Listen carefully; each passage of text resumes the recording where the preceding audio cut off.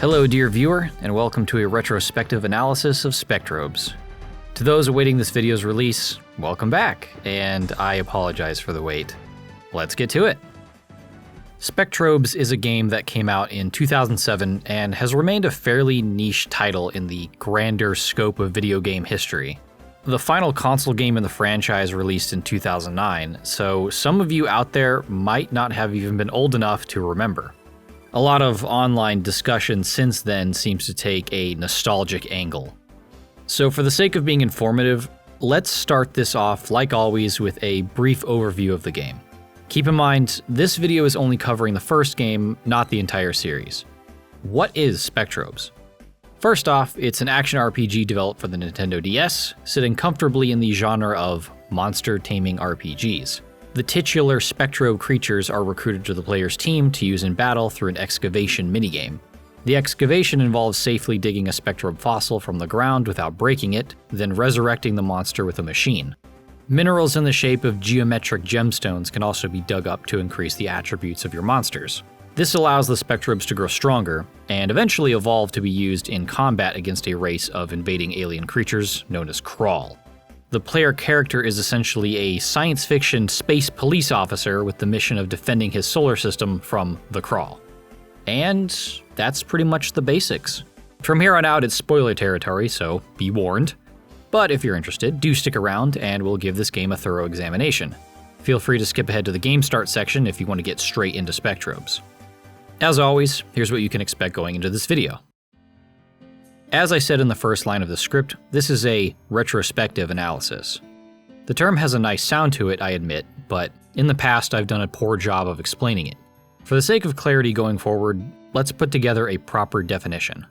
Retrospective is defined as looking back on or dealing with past events or situations, which is accurate enough, as we are literally examining a piece of media from the past. I guess retro in a gaming context carries a certain personal definition. We all have a personal line in the sand on how old a game must be before it's considered retro. It's arbitrary, really.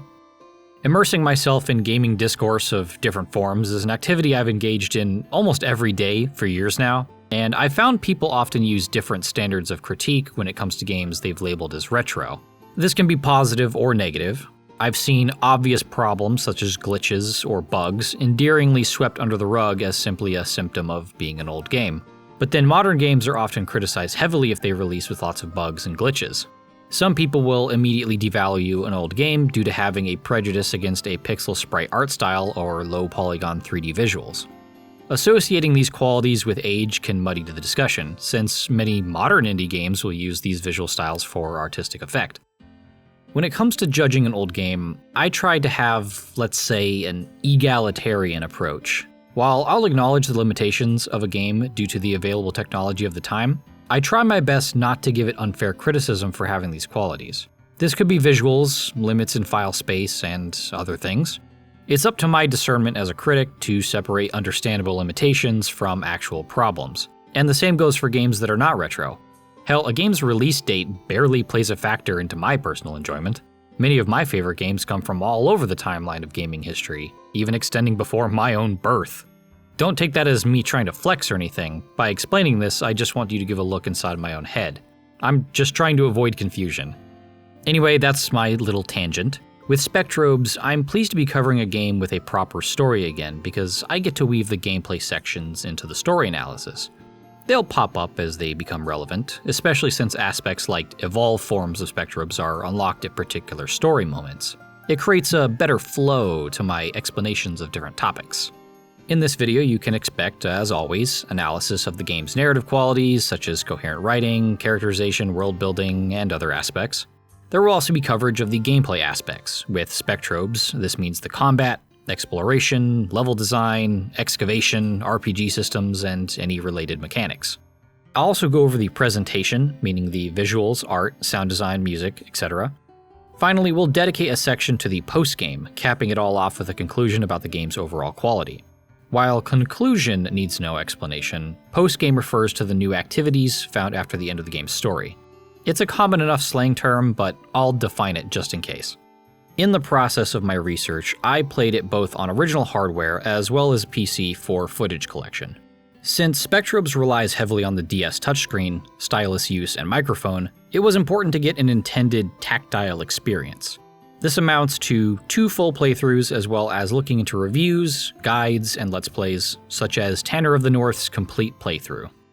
Hello everyone, welcome to my playthrough of Spectrobes, a game I loved as a kid so much and have decided I wanted to show off one day.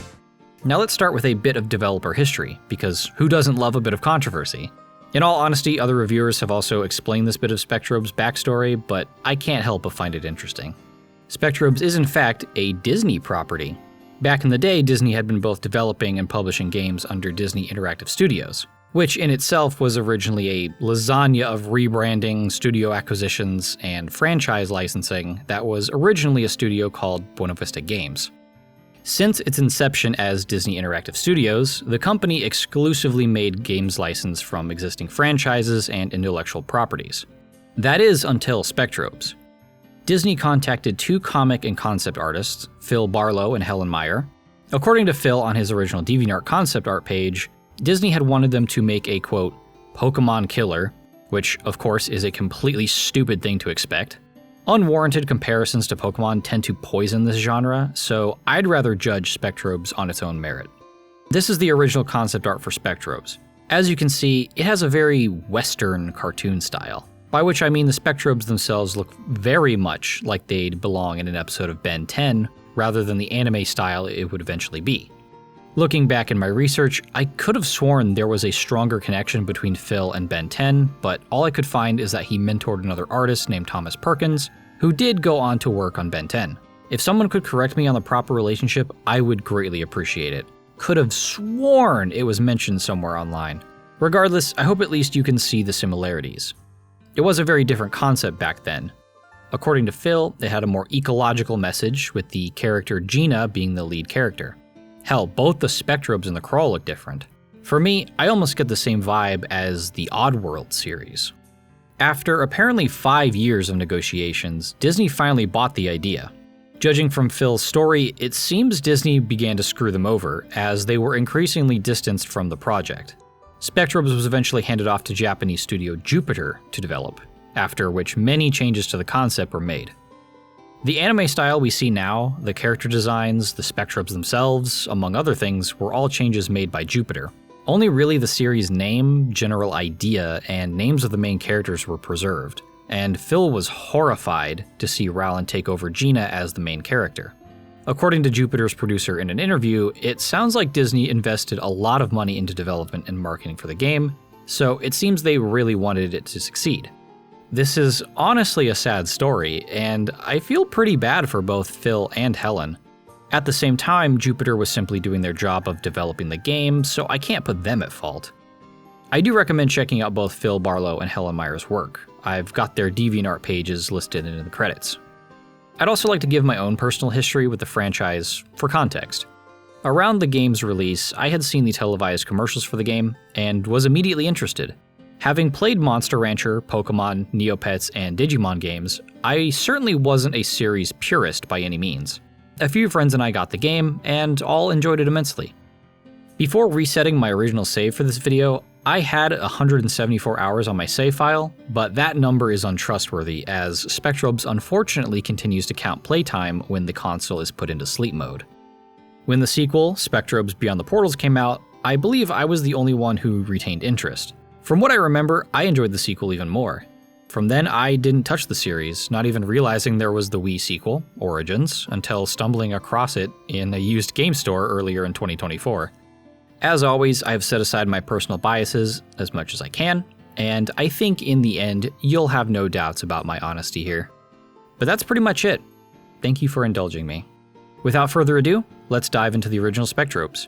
If I get any information wrong, please do let me know in the comments. As you boot up the game, you'll start off with a usual skippable Attract Mode cinematic. It shows off a Spectrobe being revived from a fossil, a few examples of the Krawl, and finally Rowland fighting those Krawl alongside a few adult Spectrobes. It was made for a DS screen, so it's crunched down visually, but does a pretty good job of generating intrigue through representing the more exciting aspects of the game. The main menu immediately shows off the sci-fi aesthetic and establishes a heroic feeling with its musical theme.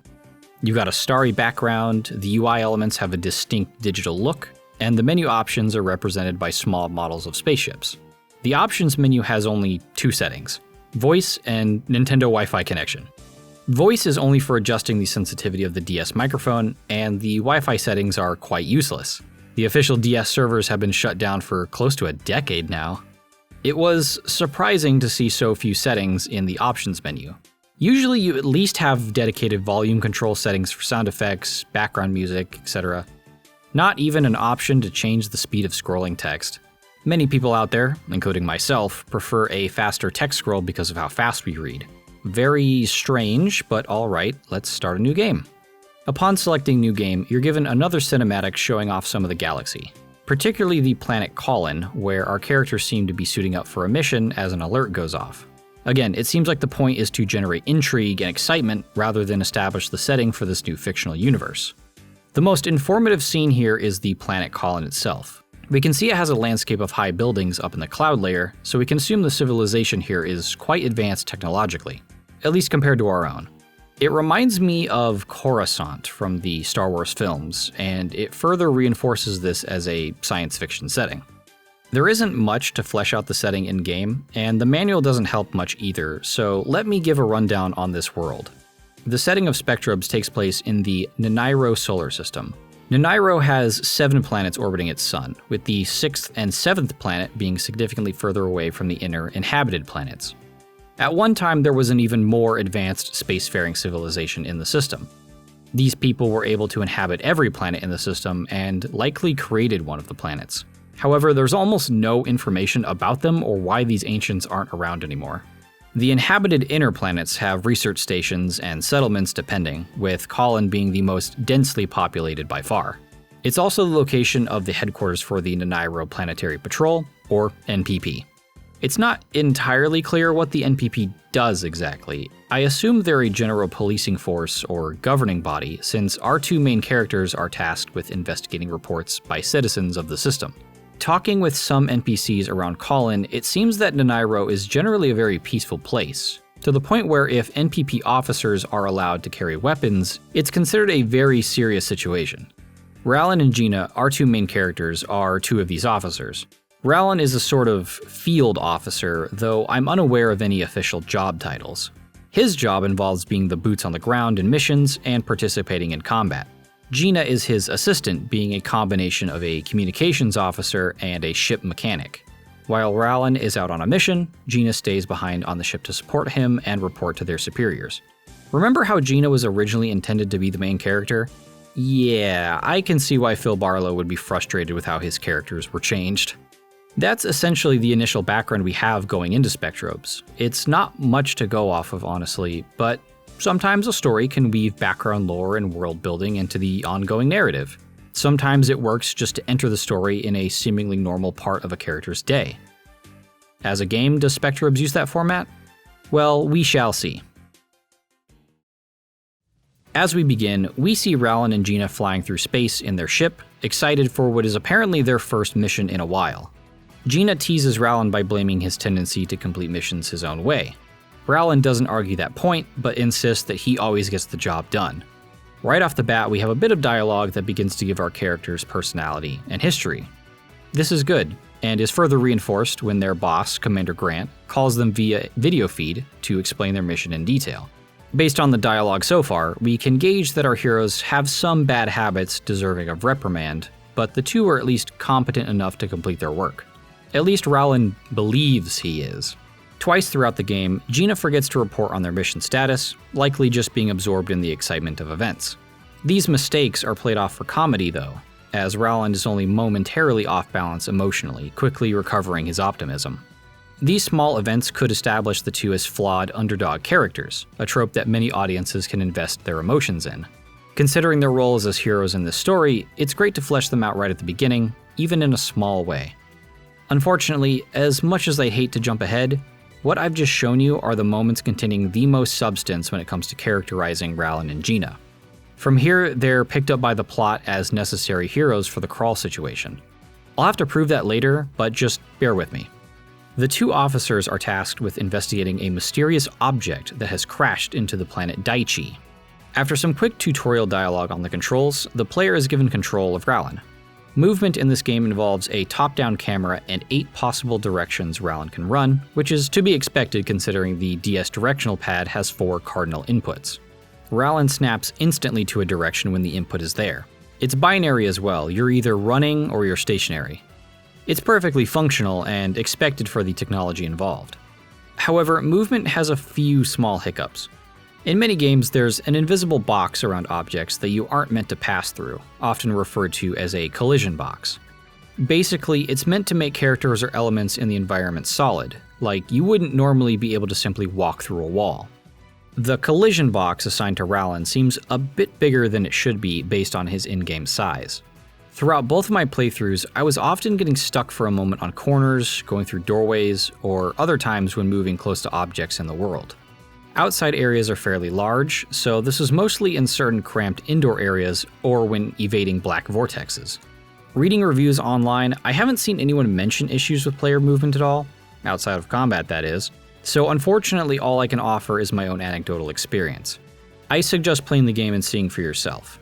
This issue with the movement isn't that big a problem, and I even found myself adjusting to it unconsciously.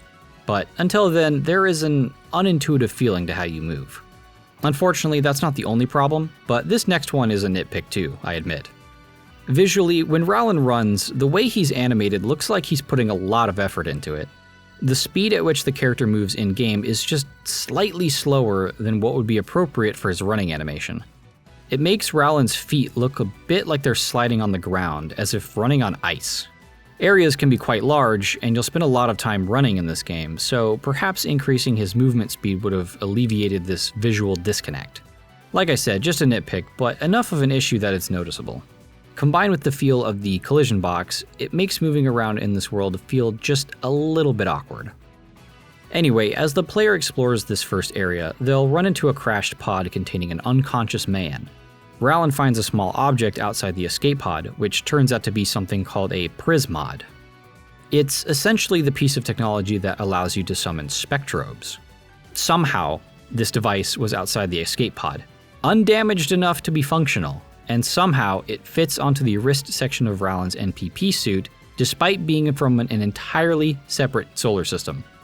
We've got a few layers of plot convenience here that don't quite make sense, but by God, Rowland just has to have that first Krawl fight right now. Rowland is ambushed by a black vortex, which is the general vehicle Krawl used to travel around. Supposedly, it's some sort of portable and favorable environment for them. This fight is basically a tutorial for combat, and Rowland is given the use of a spike hand and Zozane to fight these Krawl. We're not quite ready to discuss the combat mechanics, but as expected, it's an easy fight. For the narrative, it's established here that attacks from Rowland himself are ineffective against the Krawl, which makes it necessary to use Spectrobes to fight them. Rowland then takes the crash pod back to the ship, where the man inside is awoken. The man's name is Aldous, and he seems to be the only survivor of a Krawl attack on his home system of Giorna, which according to Gina, disappeared 16 years prior. Aldous believed that the Spectrobes were the key to fighting the Krawl, and whether by accident or intentionally, he arrived in the Nanairo system, where Spectrobe fossils can be found. He takes the destruction of his home system very well, all things considered. I assume this system had multiple planets like Nanairo, and while Aldous is quite upset at first, he quickly joins Rowland and Gina in their new cause to stop this Krawl invasion in Nanairo. It's kind of a shame too, because Aldous quickly gets pigeonholed into a simple NPC role after this. Outside of one meeting with Commander Grant, he's stuck on the ship like Gina, serving as a tutorial giver by decoding cube minerals for you. This man has been in a sleeping fugue state for at least 16 years, only to wake up presumably millions of miles from home and find out that his home has been destroyed. Destroyed by the enemy he set out to try and stop. Aldous should be a grieving wreck and filled with guilt. I understand that this is primarily a children's game, and a depressing atmosphere might not be received well, but the man moves past this shocking news way too quickly. He gifts Rowland with a coma pod fossil as your first child Spectrobe. Gina wants Rowland to try and excavate, so you set off again to dig around as you will. This serves as what I call the tutorial section. The player can excavate really as much as they want before returning to the ship. You aren't even given a map, relying on level design and landmarks to navigate. I kind of respect the game for not having a map though. Daichi is a fairly straightforward area, so once you're satisfied, you can return to the ship. The dialogue in this segment is a bit of an exposition dump, but it's fine because we're still at the beginning of the game and stakes need to be established. We learn that the Krawl species will devour entire worlds before moving on to new prey, and that this species is now targeting the home system of our main characters. However, I do have some questions. Because of Gina's dialogue, we know that the Nairo system is aware of the Giorno one, to the point where each civilization uses the same name, Giorna, for it. So when the Giorna system disappeared, were there no questions asked? Did Nairo not send probes, use an observatory, or anything to try to find out what happened? An entire solar system disappearing is a big deal. Also, how does all this speak the same language as Rallon and Gina? These characters all have no problems at all communicating. It's more than just convenient, it doesn't make sense. Language communication devices are pretty common in sci-fi settings where alien cultures interact. Some more world-building effort would have been appreciated, but I guess we've got our main threat established, as well as the solution for dealing with them, the Spectrobes. Spectrobes, as we know them now, are quite a different incarnation from the original designs made by Phil Barlow. According to an interview between Nintendo and Jupiter, the new designs were inspired by both anime and traditional Japanese art. The latter influence is clear as day, and it gives the Spectrobes a very distinct appearance. Some are based on animals, insects, statues, or machines. They all have this tribal appearance to me, like you'd find depictions of them in an ancient temple. Many of them have a multitude of bright colors in their look, and are covered in complex geometric designs over their bodies. Even the simpler child forms of the Spectrobes have a level of complexity and detail. Given the simple 3D polygons common to Nintendo DS games, I have to wonder if these designs are being hamstrung from the small screens of the console. Even on a DS screen, the details of their designs can get lost on a simplistic, low-poly 3D model. As a disclaimer, I am using a high-definition rendering plugin for this footage, for the purpose of a better viewing experience. How Spectrobes looks on the DS looks something more like this. It's a bit of a shame, really. Across all the various designs and forms, Spectrobes can appeal to many different player tastes, ranging from what you could call cute to cool, to even the more bizarre looking. In the past, my personal favorite was always the Zozanero. I guess because it reminds me of a certain someone. Adult and evolved forms definitely gravitate towards the cool descriptor, but that's likely to represent their increased power. Yes, speaking of which, the forms. In this game, all Spectrobes, outside of 3 secret monsters, have up to 3 evolutionary forms they can grow into. They start as child forms, grow into adult forms, and finally evolved forms. Child stage Spectrobes are the ones directly spawned from fossils. They do not participate in combat, despite having stats. Their purpose is to scan the ground for fossils and minerals. Adult forms are capable of combat, fighting alongside Rallon as we saw in that tutorial fight. Evolved forms have significantly increased stats, more specialized attacks, and the most elaborate of designs. The Spectrobes also typically increase in size. I've seen Spectrobes advertised in some places as having over 60 creatures, but in reality it's more like 22 individual evolution lines with 3 stages each, plus those 3 secret individuals. Ultimately, how much you like these Spectrobes as creature designs is up to you, but it's hard to deny these creatures aren't incredibly unique. Across every other monster taming game, I don't think there's a game with monsters looking like these. The Spectrobes themselves seem to be the most remembered and appreciated part of the game, at least from what I've seen in other reviews and online discussion. Personally, they're pretty damn cool and downright inspired. All I could really ask for is more, since 25 available species seems like a pretty low number. We'll talk more about that later. Aldous asks Rallon to find cubes in the ground since they contain information on Spectrobes. To do this, he gives Rallon a Komainu fossil to awaken. Awakening a Spectrobe in-universe appears to involve shining colored lasers at the fossil, which makes sense thematically. The name Spectrobes refers to the spectrum of light after all. To awaken, the player makes use of the DS microphone. Commercials at the time made it appear as if you simply had to speak to the microphone, but in reality you have to hold a specific range of volume for 3 seconds. This means you end up blowing into the mic, singing, yelling, or making some other embarrassing sound. There is some skill required here, as you have to manipulate the volume meter at different levels depending on the fossil. On the DS, it seems to function well enough, but obviously that's dependent on your console. Using my PC mic was kind of bad, but that's likely due to the audio sensitivity of my hardware being used in a way that it's not intended for. Not important for the analysis, just a warning for any emulation players. Overall, despite the awkward vocalization it requires of the player, the use of voice to awaken a Spectrobe is genuinely unique, and the gimmick functions just fine. Eventually, the player will unlock a different way to awaken a Spectrobe. That mode allows the player to choose the custom color of their Spectrobe. All Spectrobes have 3 color schemes, their normal one as well as 2 custom ones. The color awakening mode involves maintaining a volume for 3 seconds, similar to the regular one. But now you choose the volume depending on which color you want, since they are arranged in low, medium, and high volumes. This is all purely cosmetic, there are no other effects on your monsters.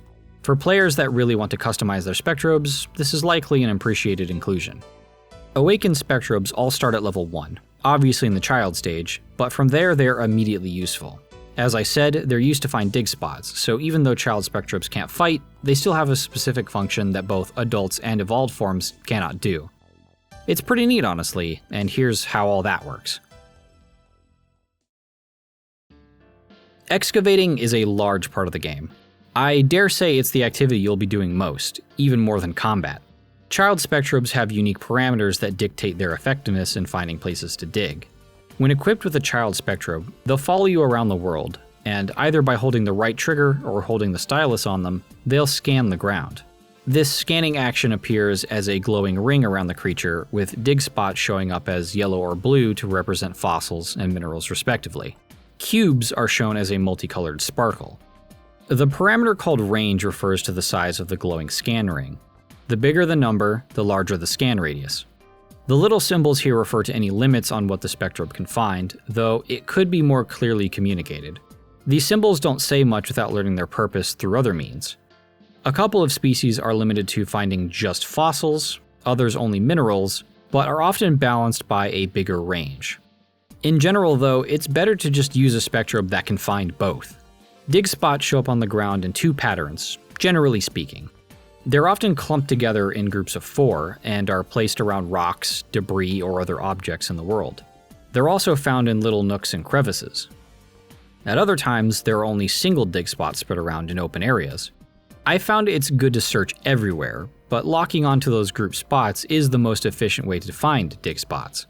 Entering or re-entering an area will reset all the dig spots as well, which can be exploited to grind efficiently. Each planet you visit operates with these trends when it comes to how dig spots are placed in the world. It works well, since the player will be able to quickly identify suspected dig sites purely through their own experience. You see a group of rocks, a prop, or a small area cut into a cliff, it's likely to have a group of dig spots. This is evidence of a bit of consistency throughout the game. Certain treasures, including fossils such as the Danapod, Mesopod, and Mossapod, as well as evolved minerals, are only found in specific dig spots. These are often of the variety that exist alone in wide open areas and lack landmarks to identify them. It makes these fossils and minerals rare, which is appropriate considering their value. Danapod fossils, for example, can be awakened into the Danawa, which has the best range for searching while maintaining the ability to find both fossils and minerals. Let's call this attribute being versatile, as in, this Spectrobe's search skills are versatile. This is a quality most Spectrobes possess, but again, none can match the Danawa in value. The Mesa Spectrobes and its line weren't very useful in my experience, at least in combat, but the Mosari definitely is. The final evolution, the Mossax, is the only Spectrobe that acts as a dedicated, infinite, party-wide healer in combat. Quite useful for long battles or tournaments, but I'm jumping ahead. Another treasure, and one previously mentioned, are the evolved minerals. Like their name suggests, they can evolve a Spectrobe instantly without leveling them up. These are necessary for making the strongest Spectrobes, but we'll discuss that later. For now, trust me, they are pretty valuable. Regardless, the variety of rarer treasures makes it worthwhile to search not just obvious dig sites, but open, empty areas as well. Overall, this scanning system works great and can be very satisfying to use. There's a couple of flaws, however, just minor things really. More child Spectrobes should be useful for scanning, because many of the species are simply outclassed by ones with better ranges. That's not a bad thing inherently, but most child Spectrobes can be ignored for a tiny handful of incredibly useful ones. For example, the starting Komainu has a range of 3, but early in the game's story you'll be given an Aoi fossil as a reward, which has a range of 5 and is versatile. Most other Spectrobes have ranges between 2 to 4. Between my 2 playthroughs and Tanner's, there's no good reason to swap out to any other Spectrobe until the Danawa can be found. Danawa has a range of 6 and is versatile. It's beaten by the Gegio, but that one can only find minerals. So like I said, the system works. There's nothing fundamentally broken or anything. It just seems like a missed opportunity that a small proportion of Spectrobes are so much more useful than most others when it comes to searching for excavation sites. There's just no reason to experiment. Moving on, once the player finds a dig spot and selects it with the stylus, they'll have to dig it up. This part of Excavation has its own slew of specific mechanics to make use of. Initially, the player has to tap the screen a number of times representing layers of dirt or stone to break through for their target. This is measured in feet, but the depth is arbitrary really. Fossils and minerals are essentially a 3D model covered in several layers of texture representing stone. Based on the orientation of the object, parts of it will peek out from the stone, giving the player an easy place to start if they desire. After a few digs, the player can easily identify the fossil or mineral based on the parts peeking out. Fossils of the same species, as well as minerals of the same shape and rank, always look identical when discovered. The goal is ultimately to remove a minimum of 95% of the stone around the object without breaking it. Since 100% means every pixel in contact with the target is removed, the leeway here is very much appreciated. Otherwise, digging would have been a nightmare. Your digging skills can damage the object when directly applied to its surface for too long. This is represented by the colored meter at the top of the screen. The green, yellow, and red coloration represent safety, caution, and damage respectively. It's similar to a traffic light. The meter above that represents damage to the object. If it fills completely, you fail the excavation. Digging itself uses the stylus, as you make scraping, tapping, drawing, and whatever motions with the touchscreen to remove stone. It's more intuitive than I can really explain, even when using a mouse. You have 3 active tools at a time, but more are available for purchase from NPC vendors. The basics are just different sizes of drills, but there's a liquid solvent, another tool is sound-based that removes sediment with sound waves via the mic. There's explosives, one consumable tool will actually heal damage, and you even have a fan to blow away dust. Blowing into the mic also performs the same function as the fan, but even on a DS, you have to blow very hard for it to register. Regardless, the fan or blowing air does help with visibility while digging. Now, in my experience, the vast majority of these tools function as intended, but are not terribly useful. Your basic drills are simply much faster and more straightforward to use most of the time. You're also in more control of the damage inflicted on objects, unlike with explosives. With the exception of the liquid solvent, the drills also provide the opportunity for the most skill expression. What I mean by that is, as the player uses their dexterity and planning skills for digging out objects, they'll naturally improve at being able to reduce damage inflicted on an object. It can get to a point where the player can mine a fossil or mineral without damaging it at all, as I was sometimes able to. I found that mitigating damage was often an auditory experience rather than looking at the meter. You can tell by the sound effects when damage is occurring, so by paying attention to sound as I focused on digging, it became a pretty immersive experience.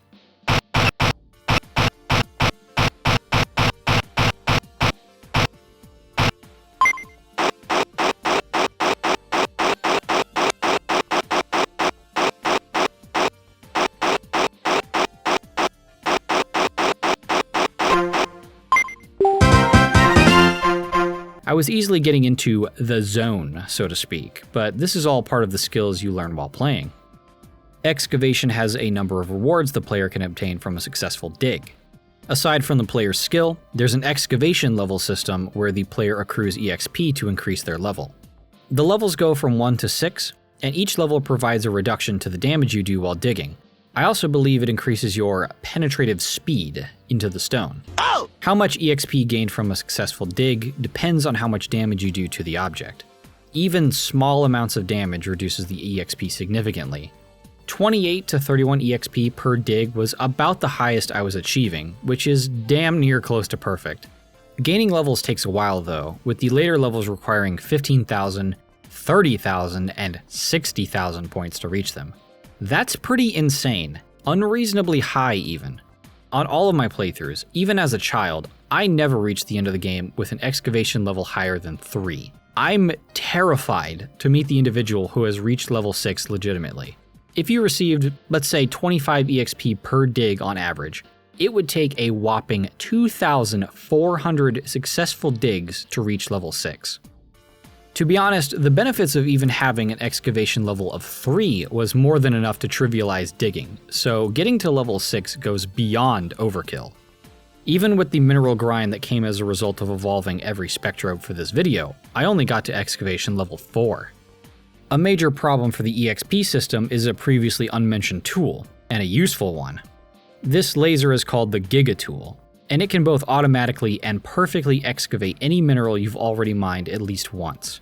It's perfect for the mineral grind involved when raising Spectrobes, but the downside is, you don't gain any EXP when it's used.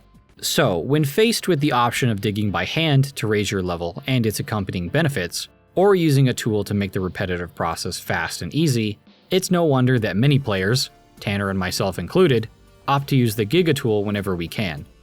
And as long as it's something that we've got before, this is the best. It's the best tool in the game. Like, bar none.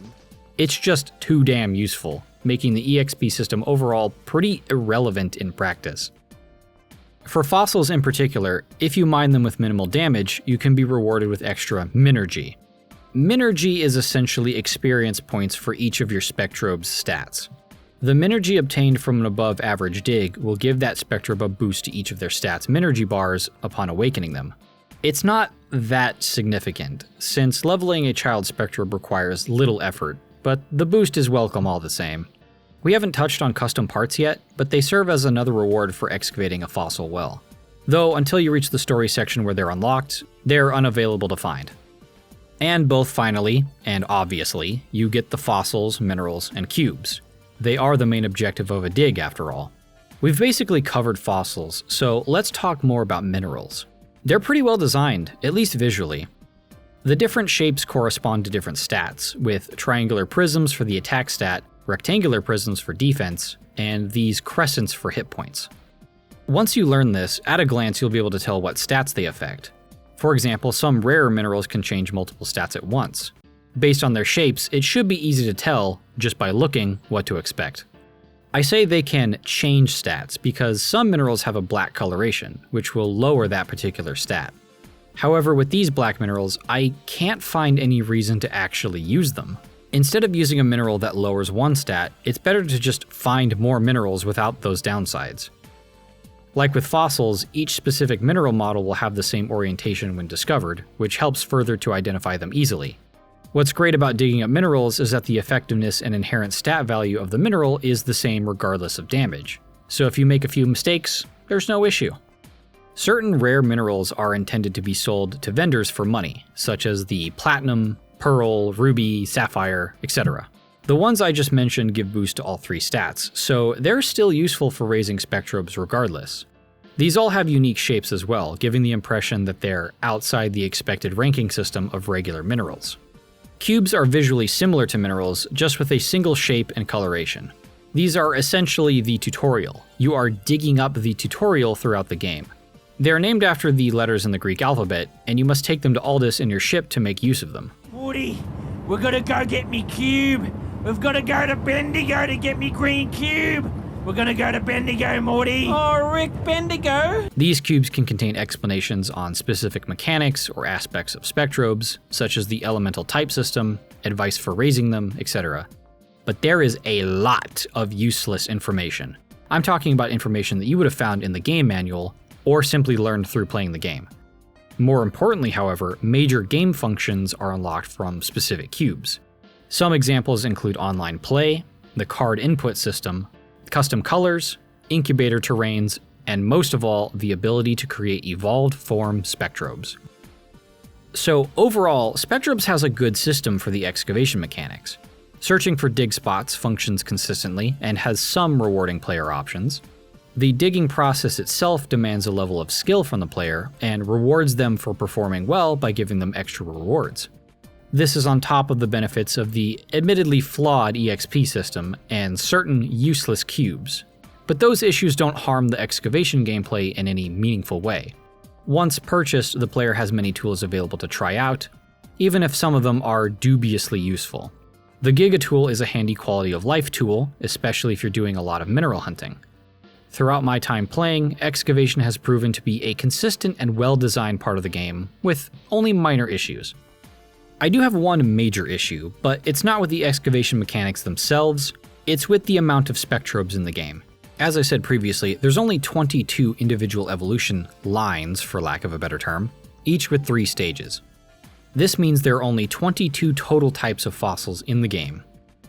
Regarding the fossils, you can find many of them on multiple planets, but with planets visited later in the game offering new fossils to find.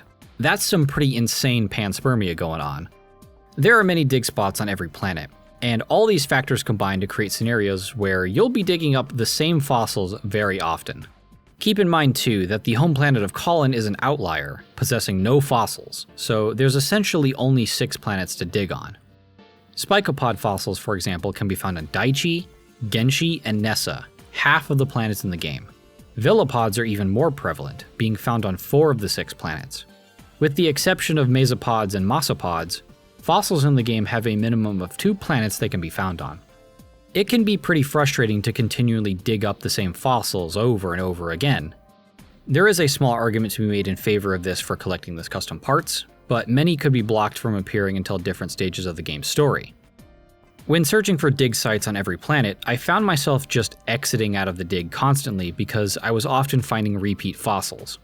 I didn't even have to use the scanner tool because I had been ingrained with what every fossil looks like pre-dig. It's a damn shame. Now, given there are 25 usable Spectrobes when all evolution is done, the obvious answer to this problem is to simply have more Spectrobes. Which I know could be seen as an entitled answer. Everyone always wants more in their games. It's certainly not easy to design good-looking monster characters for any video game. I'll admit that ultimately how much this issue matters will vary from person to person, but even Tanner was skipping fossils, so it can't be just me.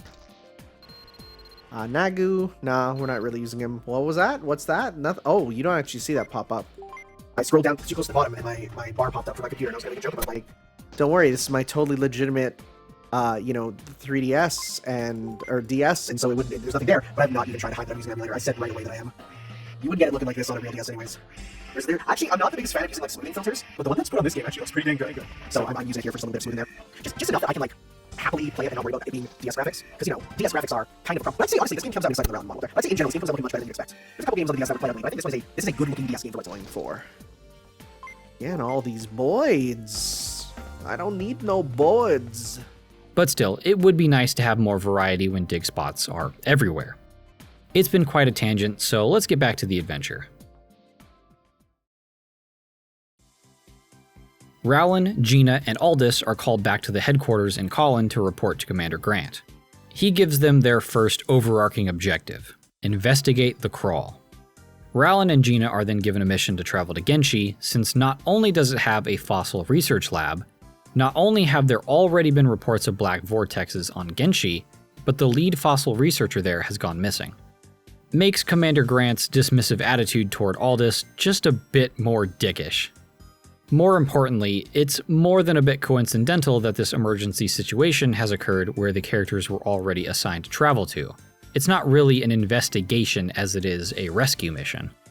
Genshi itself is a tropical, heavily volcanic planet because it's closest to the sun? Spectrobes kind of operates in the Star Wars depiction of planets, where they usually have a single climate or theme. You've got the lava planet, the desert planet, the ice planet, etc., but it's not always the case. Before we go any further, I think I've shown off enough of the game that I really should talk about its presentation. As always, presentation is defined as the visuals, the music, and the sound. The art of the game, if you will. Games for the Nintendo DS are known for the simple 3D graphics in many of its games. Often this is paired with pixel sprites. I would argue that this was due to the technological limitations of the DS itself. and that it was in sort of a transition stage within Nintendo handhelds. Actual 3D graphics on its predecessor, the Game Boy Advance, was incredibly rare. Many look at those games as if they were seeing witchcraft. If we look at the next handheld console after the DS, the 3DS, it's pretty obvious that 3D modeling for its games was more common. Now, this is not to imply pixel art is some outdated, archaic method of creating graphics for a video game. Nowadays, it's often used as an intentional stylistic choice. My point here is that Spectrobes is a game that strongly reflects the console it shipped on. Immediately when playing the game, we can see a mix of both pixel sprite work and simple 3D common for the DS. Rowlin, Gina, hell, any human character in the overworld are all sprites. While controlling Rowlin, there's only actions for standing and running, but these actions do have different sprites when facing different angles. The perspective of how Rowlin is standing really does a good job of making him look like he fits into the 3D environment. If a player wasn't looking too close, I could see them easily believing Rowlin is a 3D model. Child Spectrobes following you have the same qualities as he does, better even since they have animations for finding dig spots. In story dialogue, the game has what I'd call a visual novel style of presenting how characters speak, meaning you have these portraits on either side of the screen. In visual novels, dialogue is often displayed along the bottom of the screen in a dedicated text window, but Spectrobes opts for using speech bubbles. The character portraits are sprites as well, and pretty damn good, I have to say. Characters are often quite expressive, Rowlin in particular. Music doesn't really change to fit the tone of many scenes, so these portraits do a lot of the work in selling how characters are feeling.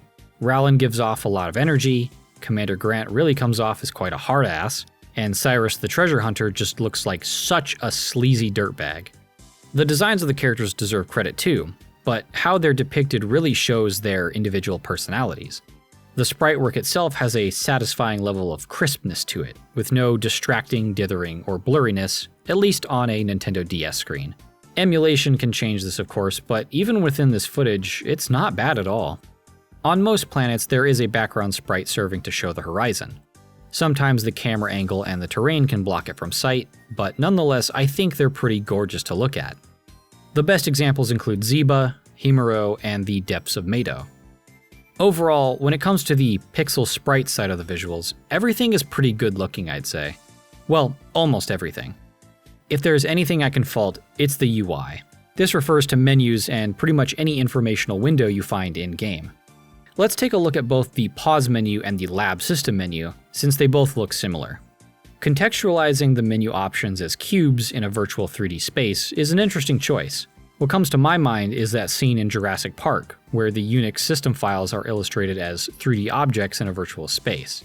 I get the intention is likely to assist the high-tech aesthetic, though admittedly the waiting on animations did become frustrating, especially if whatever task I'm doing requires frequent navigation of the menus. Visually, what's more than a little bizarre is all the noise. The visual noise. In so many of the UI backgrounds or other elements, there's so many colors, patterns, lines, and elements in general. Many of these are transparent to some degree, making the variety of colors blend into one another. It permeates everything in the UI, it's inescapable. I can't really describe it as anything but just noise. Despite the fact blue is a prevalent color, I feel like I'm looking at a pile of fruit gummy bears melted into a sugary quagmire. To me, it's kind of ugly, and I think it would have benefited a lot from making elements have that sleek, sci-fi white you find on Rowlin's armor, the ships, and other props in the game. Keep things consistent, you know? Also, it pains me to no end that there's no text scroll speed option. Reading the text faster than it shows up is something that causes a subtle frustration in any game. Not to say there's nothing good to find in the UI and menus. Cubes, icons for fossils, minerals, gear, and items, among other elements having to be physically moved via the stylus, is genuinely cool. It creates a tactile experience, as if you're loading the icons into some sort of input drive and loading the information within. Plus, having the lab icons for Spectrobes be color-coded to their elemental type is a fast way to identify them, especially since their true colors may not reflect their element. Moving on, the world itself is clearly simple 3D, with textures serving as the primary method of conveying details on objects. As I said before, each planet has a specific theme, so the environments can vary between locales. Genshi, for example, being tropical and volcanic, is characterized by contrasting reds, oranges, and yellows in the soil with bright green plant life. The planet Daichi in canon is saturated in aurora radiation, and the planet is depicted as having a rainbow sheen in its atmosphere. The aurora section of the planet you go to later has even more of that rainbow aesthetic. What's funny to me is that Meido, and by extension the black vortexes, have a purple coloration. It always seems to be the color representing evil in video games. The interior of Meido has a very unique fungi theme to it, implying the Krawl ecology behaves in a similar manner. It is the location of their nest, after all. When traversing these areas, it's easy to spot the terrain warping as Rowland moves further away in distance. I've seen it called a rolling log effect, and it's meant to make the ground and horizon visible simultaneously. It's how you can see those gorgeous backgrounds while having a camera that is almost always looking down. As the terrain rolls towards you when approached, it can definitely look a little strange having hills, ramps, and rocky terrain stretch or warp, but in my opinion, the effect is worth it in order to see the horizon. Spectrobes' use of the DS's dual screens is definitely odd. Rowland always sits firmly in the bottom screen, with the top screen showing the area to the north of him. This is both mildly and majorly annoying to me for different reasons. The gap between the two screens on a physical DS, or the emulated gaps meant to resemble it, create a blind spot that will always be there. This isn't a huge deal personally, as I got used to the gap being there and grew to unconsciously ignore it. What's actually egregious, however, is the fact that the player has significantly less visibility to the west, east, and south directions. On numerous occasions, I found myself being essentially ambushed by Krawl vortexes I just couldn't see due to them being out of frame. The faster ones, like in Nessa Area 3 and Meido, are nigh impossible to react to sometimes. Obviously to the north you can see them coming, but every other direction? No way. One more thing I'd like to do is compare this game style to Phil Barlow's original vision, since the two ended up wildly different. Spectrobes, being a Japanese developed game, regardless of the Disney publishing, has an anime art style for the characters. This shouldn't be surprising, but there's more to it. While the original concept art has very different looking characters, the entire aesthetic is different from how Spectrobes turned out. The game we have has a sleek sci-fi aesthetic, most exemplified by the NPP. The armor or uniform on Rowland lacks any sort of grunge or grit. The ship is of a shiny, clean, and glossy look both inside and out. Even the most rustic areas like Genshi or the planet Nessa still have a smooth, metallic, or even plastic look in their buildings. It's just all so clean. I guess a game that comes to mind with a similar aesthetic would be Subnautica. Ultimately, maybe I'm biased because I'm a filthy, greasy, figure-collecting, atlas-playing weeaboo, but I prefer the anime style. I've already praised the character portraits and the sprite work, so you understand my reasons unrelated to them being anime. Despite the amount of unnecessary visual noise present throughout, Spectrobes still nails a polished space fantasy or sci-fi aesthetic, which contrasts very nicely with the ancient, colorful, and highly detailed designs of the Spectrobes. That's all for visuals, so let's move on to the audio side of things. Starting with music, Spectrobes overall has a soundtrack that's, decent, I guess, at least in my opinion. Some major characters like Gina and Aldous have their own themes, but most of the tracks that are themes are given to specific areas. Weirdly, Professor Kate has her own theme, but she takes up such a tiny amount of screen time, it almost seems like she was meant to be a bigger player in the story. Almost like the game isn't quite finished, but hey, we'll get to that as it comes. Some of the music highlights for me included Ziba's theme,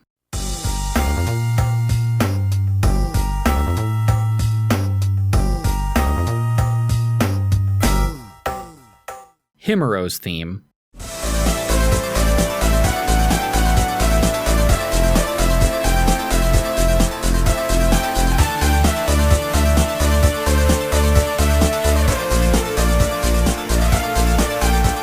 the Nessa desert theme,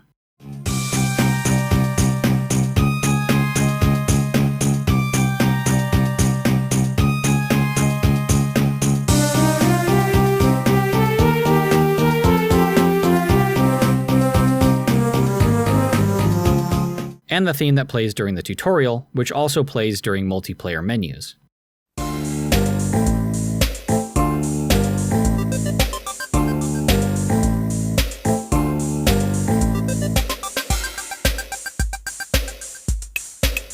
This is all subjective, of course, and I'm not a musician or anything, so there's not much more value I can give here other than saying, I like this or not. Still, listening to the music in isolation, I have to say most tracks have some fairly unique qualities to them. DS games use sampled instruments limited to the DS itself from what I understand, so surely any developer or studio making games for this console would confront the risk of making their music sound similar to other DS games.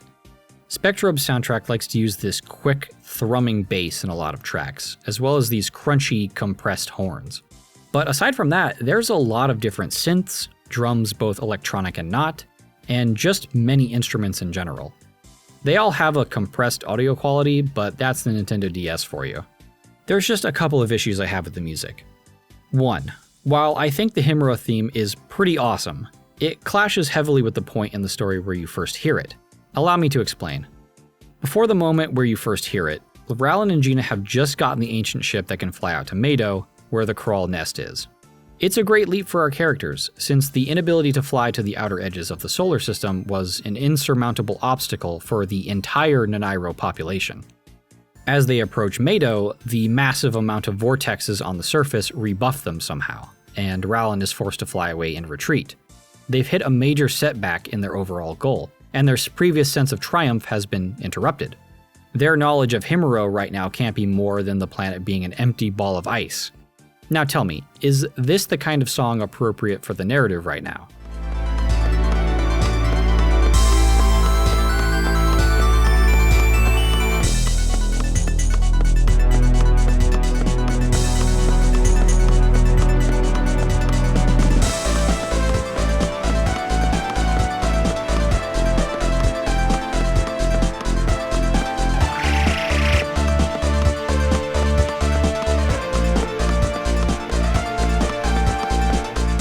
Other planets do have music that matches their atmosphere, whether it's part of the narrative or the planet itself. Genshi, being a tropical planet, has instruments in its forest theme that give a tropical feeling to me.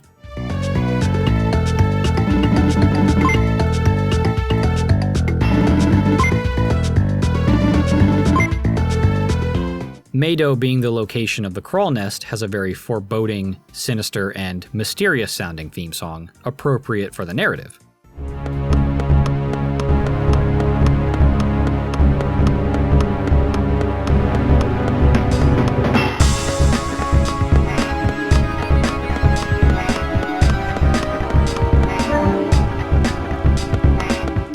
For Ziba's moons, the theme here helps add to the mystery, both matching narratively with Rowland's search for the Krawl here, and the empty, rocky landscape more reminiscent of our own moon. Don't get me wrong, Himuro's theme really elevates the feeling of wonder and majesty in this area. The icy landscape, starry sky, and view of Meido in the distance are pretty awesome, I think. The theme for this planet just doesn't match the narrative, again due to it being a low point for our heroes. Second, there's only one battle theme for normal Krawl fights. Across a roughly 17-hour game with many, many battles, it gets very dull.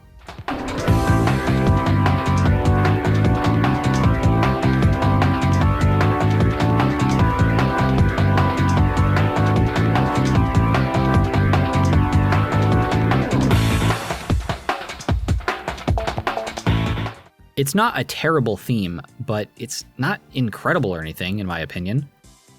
There is a boss battle theme, and a theme for the final boss fight, but only one for every other battle, which vastly outnumber bosses, naturally.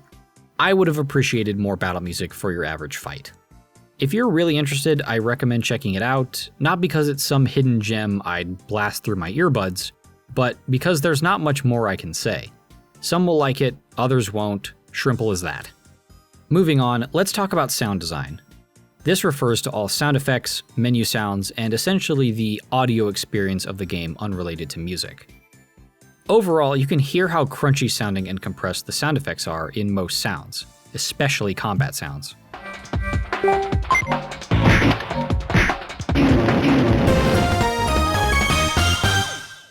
I can't really fault the game for this. It would be unfair since I assume it's a limitation of the Nintendo DS speakers or file size.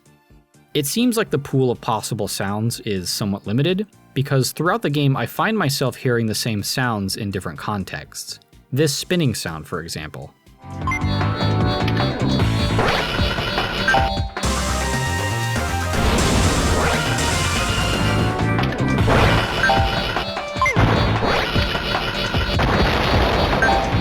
Not a big deal, just kind of funny.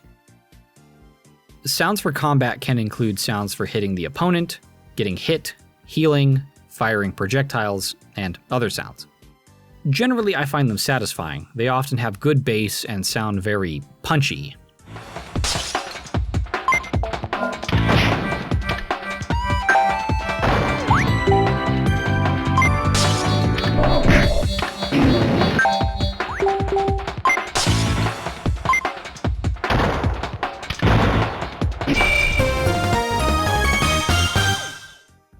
The crunch of the compression does give their sound a bit of texture too.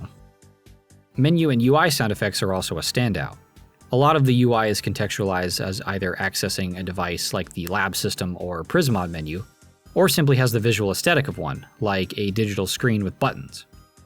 All of the sounds for selecting options or navigating the menus sound electronic and digital, which assists immersion for this sci-fi setting and the game's overall aesthetic.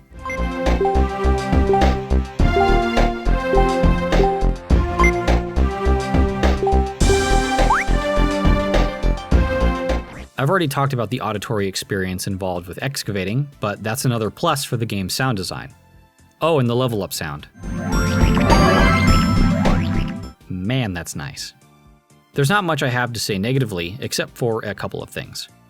When you arrive in the Aurora area of Daichi later in the story, the area has sections of Aurora radiation, for lack of a better term. Any Spectrobe that is not a Corona type will take damage when moving through the radiation. Same goes for Rowland if he's not wearing Corona-imbued armor. It's similar to a damage over time or dot effect in an RPG. When it ticks, it plays a sound. This happens even if no damage is actually taken. It is quite grating to the ears, even on a DS speaker. And when you're running through a big Aurora area, it sounds like this.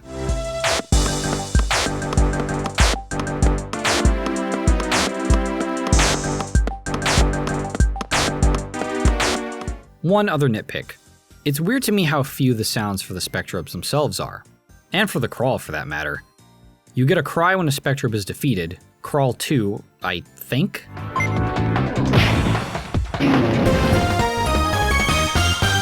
Boss Krawl will usually roar in their cutscenes too, but that's it.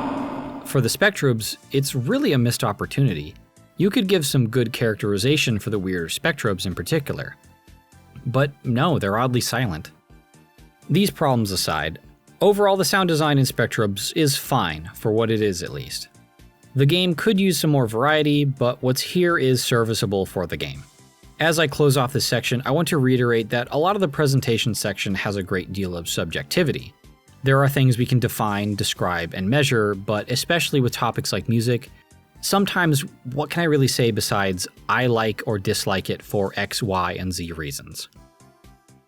When arriving on Genshi, the workers express fear about the appearance of black vortexes, with one NPC providing Rowland directions, as well as a jetpack.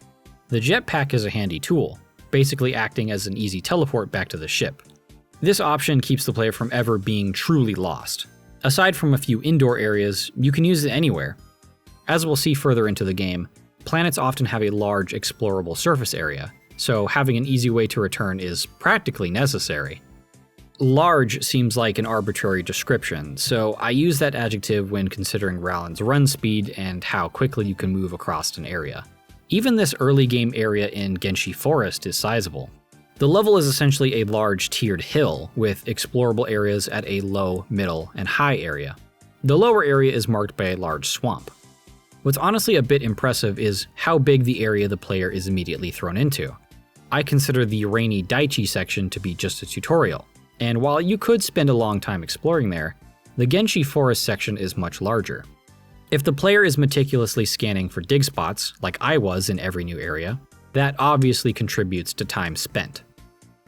Professor Wright can be found further to the east, surrounded by black vortexes, which the player then defeats. The two of you return to Wright's lab, where he explains in simple terms how custom parts can be found. Professor Wright is a pretty hollow character. After this mission, he's never relevant to the narrative, and it makes me a little sad, honestly. He has his own character portraits as well as a unique design. The most notable aspect about him is the Owlpod fossil he gives you, which will serve as a great scanning spectrobe for most of the game. The Genshi mission is fine, I guess. It's simple enough in terms of an objective that a new player, especially a child, shouldn't be overwhelmed or lost if they have basic reading comprehension. Find Professor Wright, defeat the Krawl around him, pretty straightforward. Yet there's a lot of surface area the player is given the freedom to explore, but unfortunately all the player can be rewarded with is dig sites. Dig sites containing fossils and minerals that can be found anywhere else here. With the jetpack, the player can go at their own pace and retreat instantly if needed. Imagine if every, say 30 feet, there's dialogue prompts from Professor Wright calling out for help, leading you to his location. This scenario would interrupt the player constantly, so it's admirable the player, likely a child, would be respected enough to find their own way. On the narrative side of things, it does seem lacking. To start, the premise of going to a fossil research facility at all is quite the helpful coincidence. There's no other information pointing at any habitation of the lush, obviously fertile land. There's clearly a huge population on Kollin. No one wants to live on the tropical planet? It's clearly a scenario written for the convenience of the player, since saving Professor Wright rewards the player with information and a new fossil. If the player was diligent in their excavation, they should have easily found the Epsilon Cube and unlocked the ability to equip custom parts anyway. Custom parts are quite simple, really. They're just cosmetic pieces you can equip on a Spectrobe. Child Spectrobes do not have them, but adult and evolved Spectrobes each have 2. It's like they each have 2 possible slots for custom parts, for lack of a better word. How exactly you obtain specific ones is somewhat murky, since there's a lack of real documentation on them online. At best, I was able to find conflicting reports of different minergy levels being required when fossils are successfully excavated. Remember how not damaging a fossil gives you that initial minergy boost? Other people have said they believe it's based on the planet you're on, and there's no chance of finding some parts until later on in the story. I've even seen a few people claiming a mix of these 2 requirements, so frankly, I don't know what to believe.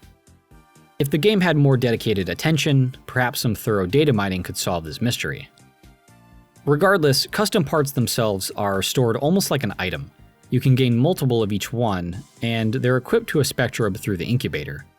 I wish they did more than act as a cosmetic, since I think it would be a good way to specialize and customize a Spectrobe for a gameplay reason outside the intrinsic. Maybe boost a stat or 2, or give them alternate skills. As they are now, it's fine. I find some of them aesthetically pleasing or simply cool, but I wasn't about to go full completionist to try and find them all. Their mission complete, Rowland and Gina receive instructions for their next one. This time their orders are to fly over to a colony on the planet Nessa to speak with a treasure hunter named Cyrus. Black vortexes have shown up on Nessa as well, by Cyrus's report. Nessa is an entirely desert planet, covered in sandstorms, causing the colony here to live within the interior of a station. It's known for being frequented by excavators and treasure hunters looking for rare minerals to sell. Several NPCs wear rustic outfits, sometimes with cowboy hats, which adds a bit of flavor, I guess.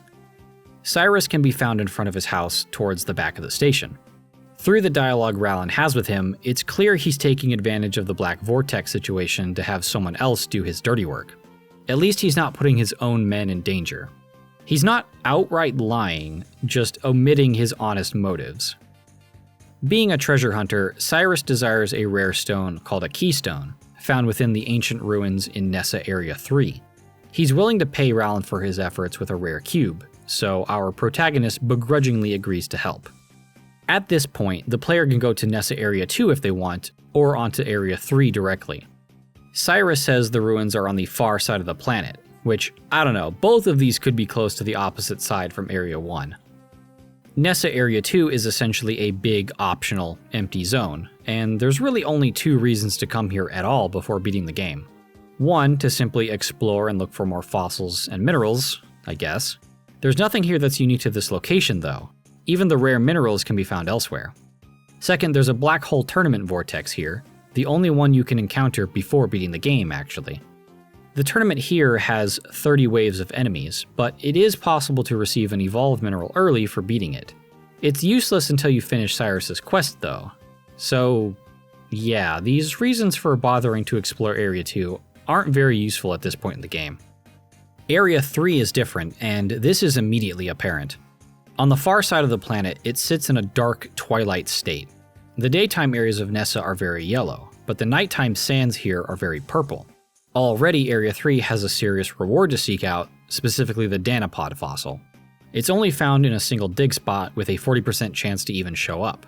The Spectrobe Dinawa is very much worth it, being the best Spectrobe for scanning.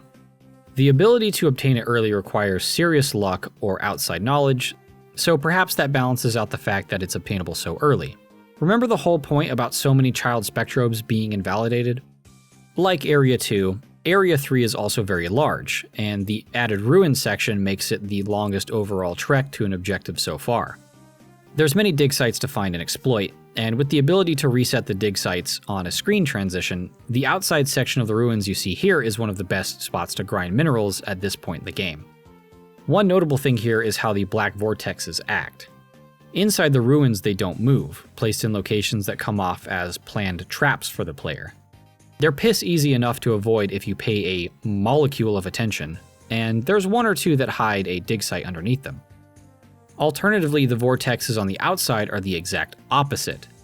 So far, black vortexes have been quite sluggish in their aggression towards Rowland and are easily escaped from without combat. Not so much here. These guys are only slightly slower than Rowland, and they are relentless in their pursuit, similar to their behavior towards the end of the game. The Krawl aren't much stronger yet, so I wouldn't say it's more difficult exactly. The ruins themselves make for an interesting change of pace, but not because of the trap vortexes. The previous zones we've encountered have been wide open areas, so going through cramped hallways and artificial rectangular rooms is novel.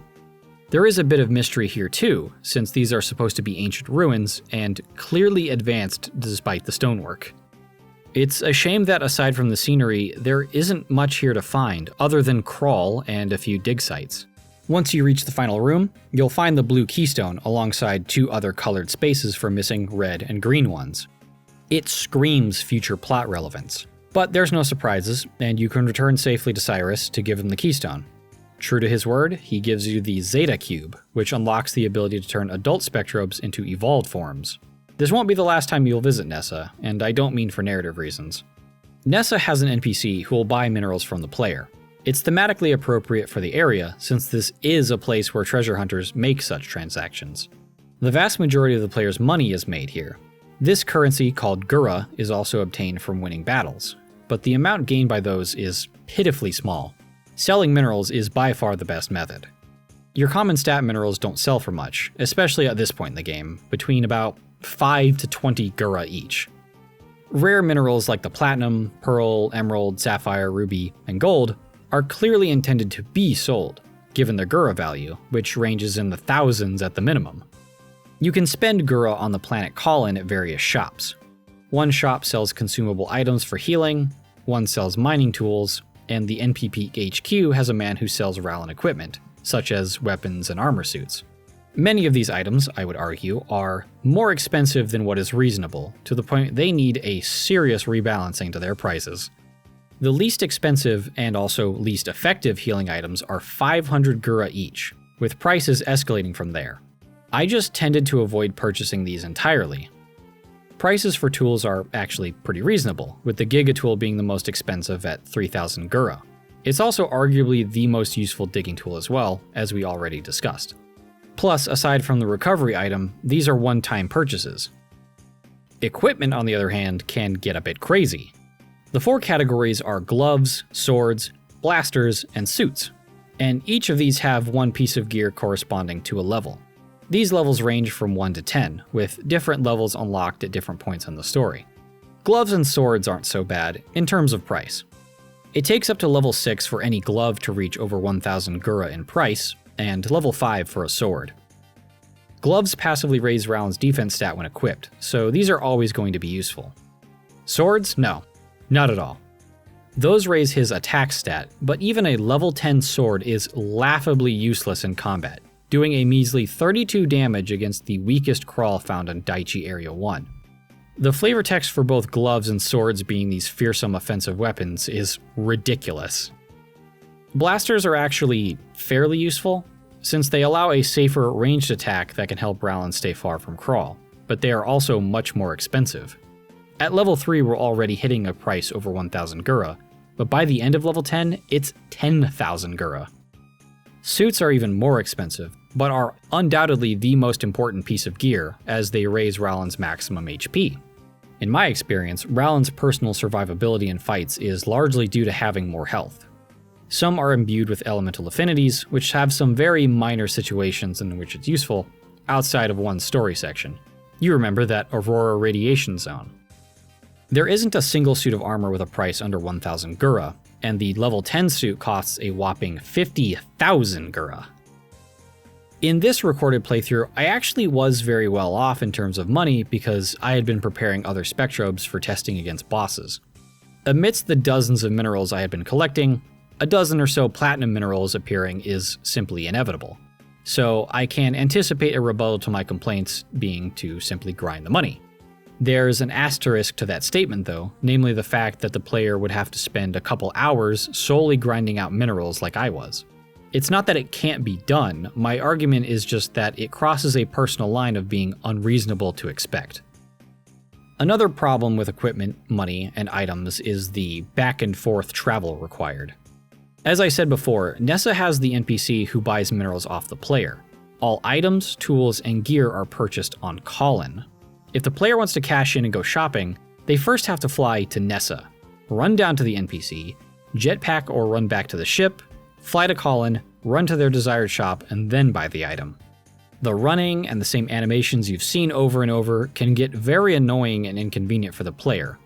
In-universe, I understand why a vendor selling healing items wouldn't buy minerals off the player, but it would help greatly if all the vendors and buyers would exist on the same planet at least.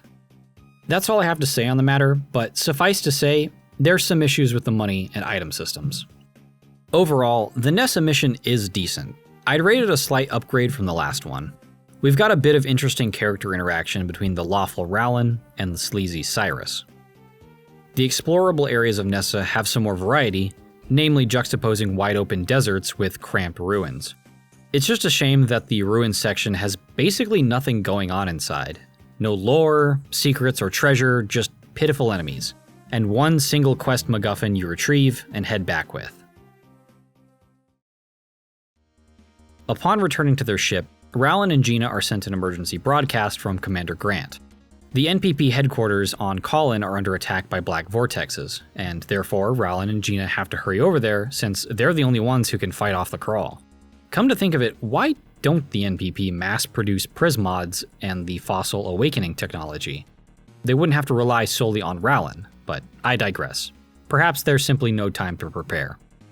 Once arrived, Rowland and Gina find the interior of the HQ filled with Krawl. Making their way to Commander Grant's office, they find a massive Krawl monster. This serves as the game's first boss. But, okay. I've avoided talking about combat directly, but I can't brush it off any longer. Where to begin? I guess let's start with how combat is initiated. Black vortexes function in a similar way to overworld enemies in Disc Creatures, actually. They're a generic representation of an enemy that, when engaged with, becomes a random encounter. The battles take place within the vortex, like you're inside the eye of the storm. The storm wall creates a circular arena to fight within, which is consistent for every battle in the game. Bosses have circular arenas too, even though they don't appear from black vortexes. Within these arenas, Rowland fights alongside 2 Spectrobes against up to 3 Krawl enemies. The player controls Rowland directly, with the 2 Spectrobes following him on each side. Rowland's personal actions are controlled by the A, B, X, and Y buttons, also known as face buttons. These actions include charging the CH meter, changing Rowland's weapon, changing to the red special mode, and simply attacking with either glove, sword, or blaster. The L and R triggers control actions for the Spectrobes on your left and right side. Spectrobes can be quite different in what their actions do. For some, their only normal action is an attack. Others, when commanded, have a submenu appear where different actions can be taken. Some Spectrobes have healing abilities, some have projectiles with tracking properties based on the enemy you select, some inflict a stun effect on enemies. There's a lot of variety here. Every Spectrobe also has a unique special attack, accessed by charging the CH meter to a certain threshold. The meter is separated into quarters, with most special attacks requiring between 1 to 3 bars of the meter to use. The amount is dependent on the Spectrobe, and you won't know how much until you try it. These special attacks almost always dish out higher damage, have a longer animation, can hit multiple enemies, and have more visual flair. If both Spectrobes are alive, and the CH meter is filled completely, the L and R triggers can be used to do a combo attack. This plays a short animation, showing a large elemental attack that hits the entire arena. Before the enemy's positions are reset, they are dealt damage, and you regain control of Rallin.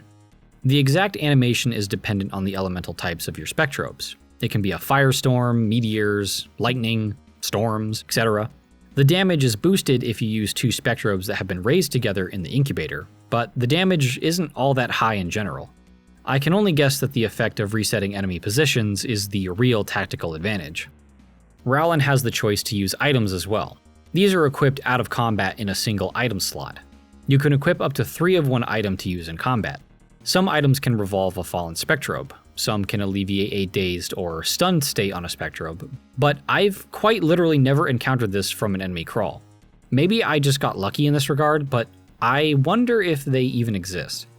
My Spectrobes can inflict it, of course, but from Krawl? Never seen it. All actions, even Rallin's actions, use a meter on the bottom left, called the stamina gauge. Basically, it's there to pace out attacks, and as a quick descriptor, it's similar to the ATB battle system found in many RPGs, just shared and simplified. And finally, if the player holds select, a timer will begin so long as the button is held. This is to escape from a battle, and there's no downsides or punishments for using it. So that's the basics of combat. There's a few nuances here we'll get to, but yeah, that's pretty much it.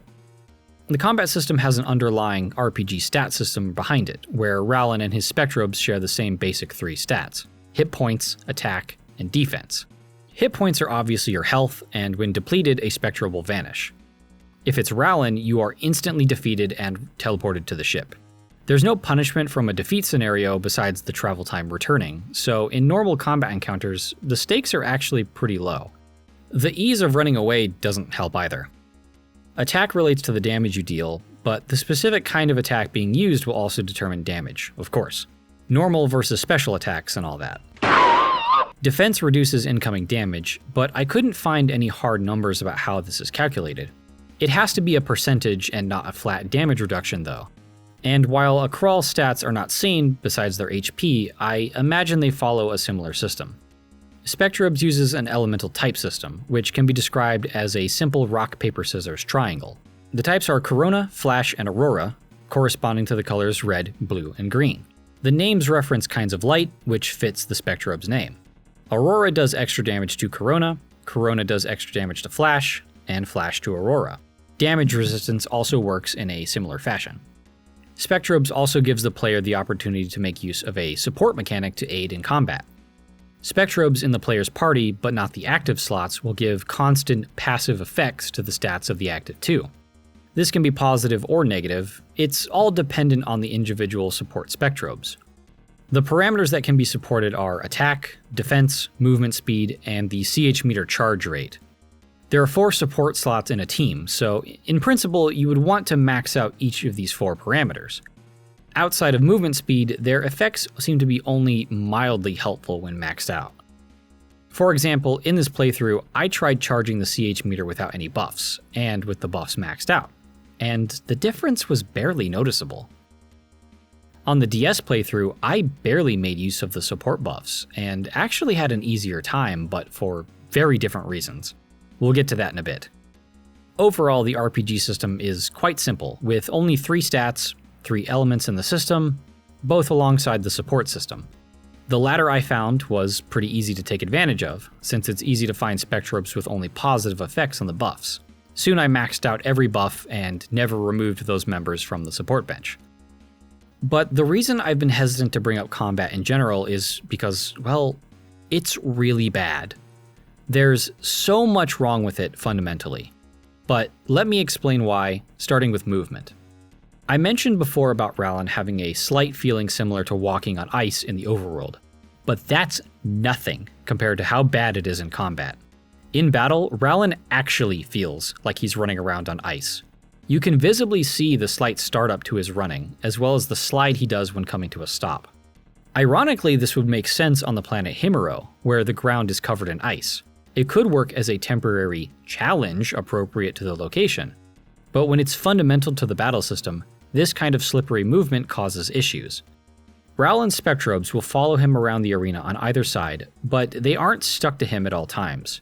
It's more as if they are tethered, because they will move off to attack, stop moving when being hit, like they're reacting to the blow, among other reasons. Basically, they can become detached from you, but will pull themselves back to their original position beside Rowland. However, when trying to return and account for your movement, the Spectrobe AI has a tendency to overcompensate, and this causes the Spectrobe to swing around. It looks and feels as if there are invisible elastic bands between Rowland and each Spectrobe. This causes a lot of problems when the player is trying to aim attacks with the Spectrobes. Villanox and Villachroma, for example, have projectile attacks that shoot straight ahead in front of them. Others like Shakor, Zozanero, Aoba, and many others have attacks that send them forward very quickly. Having to swing them around on a leash makes it very difficult to aim them properly. If you max out the movement speed buff with support Spectrobes, this problem gets a bit worse too, by the speed inflaming an existing lack of control, which is the exact opposite of what a buff is supposed to do. Just ridiculous. Many of the Spectrobes I just mentioned have some sort of auto-aim when it comes to attacks that make them leap, fly, or dash toward the opponent. These usually carry some sort of tracking, meaning the Spectrobe will automatically detect an enemy to aim towards at the start of their attacks. Krawl can move, so this can mean your Spectrobe will aim at a spot the enemy used to be. Each Spectrobe's tracking can vary, some shoot or fire in a very rigid line, and some are capable of very tight turns in order to hit the opponent. Unfortunately, many attacks tend to fall into the rigid line side of the spectrum, choosing their target early on in the animation without adjustment. Plus, many of these attack animations will wind up as if your Spectrobe is preparing their strike. That's fine, but especially with special attacks, these wind-up parts of the animation can take so long that the enemy has moved enough to avoid the attack, even with tracking, or your Spectrobe can just be struck out of the animation. The three issues I just brought up combine together to make a battle experience that can make it very frustrating to aim your attacks. The slippery movement makes it more difficult to position Rowland. I found myself having to inch myself in certain directions in order to maintain control over where I'm aiming, which can quickly fall apart if the enemy Krawl decides to move to either side. Since Rowland is the centerpiece for where your Spectrobes move, the direction they face, and the direction they'll attack, maintaining control is very important. The flailing, elastic nature of Rowland's tether to his Spectrobes can make this even harder, since it takes control away from the player. Spectrobes can turn in several directions and move around a lot in order to return to Rowland's side, making it basically impossible to aim them the way you want until they finish. And finally, the tracking for aiming certain attacks on various Spectrobes has a tendency to select the direction too early. I'm being deliberately vague here because, as I said, not every Spectrobe is affected by this issue in the same way. Some not at all. It's as if the target direction is chosen right as the animation begins. If an enemy Krawl moves at all, it can cause a complete whiff of the attack. There's a bit of skill expression possible here, where a player could lead their shots, essentially.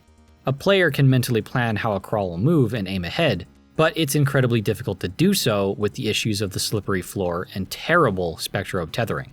It's just an absolute mess at the ground level. But it gets worse. Let's talk animations, trading hits, and hitboxes. As the player engages in battle, they can quickly learn that the most profitable way to do damage in terms of time usage and potency of attacks is to use a Spectrobe's special CH meter attacks. As I touched on before, Spectrobes often have a wind-up to their attack animations, and special attacks usually have the longest. This is balanced by them usually having better damage, flashier effects, and sometimes the ability to hit multiple targets, or multiple hits in general. What sucks is that any attack, regardless of its power, can be interrupted by damage. Even a 1 damage attack has the potential to interrupt a wind-up, and even worse, the attack itself. Hitboxes refers to the game checking an area of space during an attack animation to see if the attack connects with an opponent, In games, these are typically invisible, but can be seen with mods or debugging tools sometimes. In Spectrobes, there are a ton of bad hitboxes. Hitboxes that are too small, too large, or just poorly shaped. It leads to a variety of strange interactions between your Spectrobes and the Krawl. One pattern I've noticed is trading hits, or your attacks being interrupted when your Spectrobe is actively attempting to deal damage. I've witnessed numerous occasions where my Spectrobe would throw out an attack, and a Krawl would throw out its own. Sometimes each side would take damage, and other times the Krawl would get its attack through first, completely stopping my Spectrobe's attack and knocking it back. I'm not talking about getting hit by enemy projectiles either, as that would make sense if the damage trade would only affect the player. You can't trade strikes with an opponent in melee range if they've already shot you from 10 feet away. No, I'm talking about melee attacks versus melee attacks. It can be incredibly frustrating, especially if your attack has a long windup. A particularly infuriating interaction I noticed happening involved those previously mentioned dashing attacks, where your Spectrobe moves forward very quickly. There were more than a few times where the enemy Krawl would extend a short, quick attack while my Spectrobe was leaping into them, presumably with its own hitbox invisibly extended. The outcome usually ended up with the Krawl taking no damage, my Spectrobe taking damage, and having its attack completely interrupted, despite its model making contact with the enemy. Other times the hitbox on my Spectrobe while doing a dash attack will just completely fizzle out, as if the hitbox vanishes before the animation is complete. I have seen my Spectrobe smash into an enemy and nothing happens. It's absurd. With some Spectrobes, their attack animation hitboxes are simply too short. Naguzoro, Bartolosa, Zozanero, and others have attacks that struggle to hit opponents unless the Krawl are nearly crushed against them. You can measure the distance using the small circles below each combatant. But with the issues of movement, tethers, and the Krawl themselves squirming about, this can be quite frustrating to work around. It further pushes the player into using only the special CH meter attacks. That's the thing, really. One could say skill issue and dismiss these issues, but it's not that the game is too hard. We'll talk about the difficulty, but that isn't the issue being discussed here. It's the fact that all these issues get in the way of the player's decisions. This combat system is a real-time action one. The enemies are always trying to move towards and attack you. You don't always have time to plan clever strategies. The problems with the combat system push players into relying heavily on CH meter attacks, and who can blame them? They do better damage, can hit multiple opponents, and sometimes hit multiple times. One of the few skill expression nuances of combat is making use of knocking enemies back to hit them multiple times. I could do it with Spikehan, Spikenor, and Shakor with varying ease. All the player needs to do to use CH special attacks is hold down the A button, stay away from enemies until ready, and use basic positioning. Even then, as said previously, some bullshit can happen that cancels your Spectrobe's attack, wasting that charge time. The small amount of nuance and player skill in the battle system is found in spite of the game's mechanics, not because of them. Perhaps you need another example, the charge skill. Some Spectrobes can be put into a charging stance that's supposed to increase your CH meter charging speed. It helps a little, but with the cost of your Spectrobe standing completely still and relinquishing control from the player until they manually turn it off. Completely worthless, as the player can charge up their meter for free anyway and just stay away from enemies until it's filled. Status effects? Only found in a tiny number of Spectrobes, and even then, that CH meter could just be better used dealing direct damage anyway. Knocking the opponents around serves a similar stunning effect, albeit with less control and duration. The effort involved is just completely outclassed by other Spectrobes. Online discussion surrounding the first Spectrobes game is somewhat limited, likely because the game isn't as popular as its sequels. But one pattern I've noticed is individuals like Spikehan, Spikenor, Shacoblade, Zozane, and Villanox being considered the stronger Spectrobes. High tier, you could say, and it's not hard to see why. There's a combination of qualities they possess, like being able to hit multiple opponents, high damage, good tracking, hitting opponents multiple times, high knockback, versatility between melee and ranged attacks, but most of all, these Spectrobes are good at dealing direct damage, despite some issues. I suppose you could call it an issue of balancing. I mean, hell, you got a Spikehan as a starting Spectrobe. How about the elemental system? It works fine as a simple rock, paper, scissors system, but the game gets in the way of the player to make use of it. Again, let me explain. Krawl will fit into one of the three types, Corona, Aurora, and Flash. These are denoted by the three colors, red, blue, and green. Spectrobe icons are colored similarly, but wait, why the fuck is that Krawl purple? Why is that one orange? This one's yellow! I still don't know what these are supposed to be. And some bosses have completely mismatching types for their icon colors too. Speaking of Krawl, at least in a gameplay context, they are hilariously incompetent as enemies. In a fight, they tend to just walk up to the player, stand around, and then use an attack as if they're on a very slow timer. Some have ranged projectiles, some can place localized sources of damage like bombs or spores, but most of them have a melee focus. Individual Krawl have 1, maybe 2 attacks. Even the most dry Spectrobe movesets have more options than that. Outside of some of the bosses, Krawl don't fight with any sort of strategy. I almost hesitate to say they have programmed AI at all. More often than not, they serve as mindless, wriggling health bars for you to empty. They come off as derpy, goofy, and dumb. It really deflates them as a threatening enemy for the game. Another problem is the fact that you can't switch out a Spectrobe mid-combat. Let's say you enter a battle with Aurora Spectrobes against a Flash Krawl. If you recognize the disadvantage, there's nothing you can do to change it without ending the fight first. I try to avoid comparisons to other games, but being able to switch party members is something many party-based RPGs allow the player to do, for good reason. It's an option for strategy, usually taking advantage of an element system or reacting to a bad situation. Spectrobes not having this option is completely unreasonable for the kind of game it is. Plus, it's difficult to gauge the strength of an enemy. You can't see the level of a Krawl if they have 1 or any stat besides their HP. So that's all we can go off of, their hit points. So when I was testing Spectrobes in battle, I tried to match their HP to the Krawl of the area because, well, what else can I do? Finally, there's just very little reason to fight at all. It's so easy to escape from non-boss encounters just by holding select. At the beginning of a fight, Krawl rarely have the time to get an attack in before you escape, even if they run straight towards you, assuming you quickly begin holding the button. Plus, even if you win a fight, your rewards are what? Some Minergy for each stat and a small amount of money? Please, I could get more rewards from mining a few extra minerals. I don't want to give the idea that the combat system is completely bad though. There are some genuinely good design choices made here. To start, Rowland basically being useless in combat is one of them. Frankly, putting him in combat at all was unnecessary, but since he's here, keeping him significantly weaker than his monsters is the right choice. The situation forces Rowland to rely on his Spectrobes. Since using them is one of the main points of the game, this is good. Narratively, Krawl resistance to human weaponry helps salvage some of their threat factor, and in combat, being forced to fight them without Spectrobe aid can be a dangerous scenario. I guess the problem specifically is that Rowland's offensive gear is completely pointless. The support system is also a genuinely good inclusion. Well, the idea anyway. Being given 2 very good Spectrobes to start with could make experimentation less alluring for the player, so in theory, rewarding players for branching out their options for another reason is a good call. And finally, the battle system does have its nuances. I touched on a few, like using knockback to hit a Krawl multiple times, but there are others. Using a full CH meter to do the combo attacks has the effect of resetting every combatant's position. This can help get Rowland out of a bad spot if he's surrounded, if the battlefield is too chaotic, or if enemies are moving too fast to reliably hit, like with a certain boss. Regardless of their low quantity, these nuances do exist. But overall, considering the combat system in its entirety, I hate to say it, but holy shit, this is bad. There's just so much wrong with it on a fundamental level, from Rowland's movement, how the Spectrobes move, attack animations, power balancing, a lack of good rewards, and other problems discussed.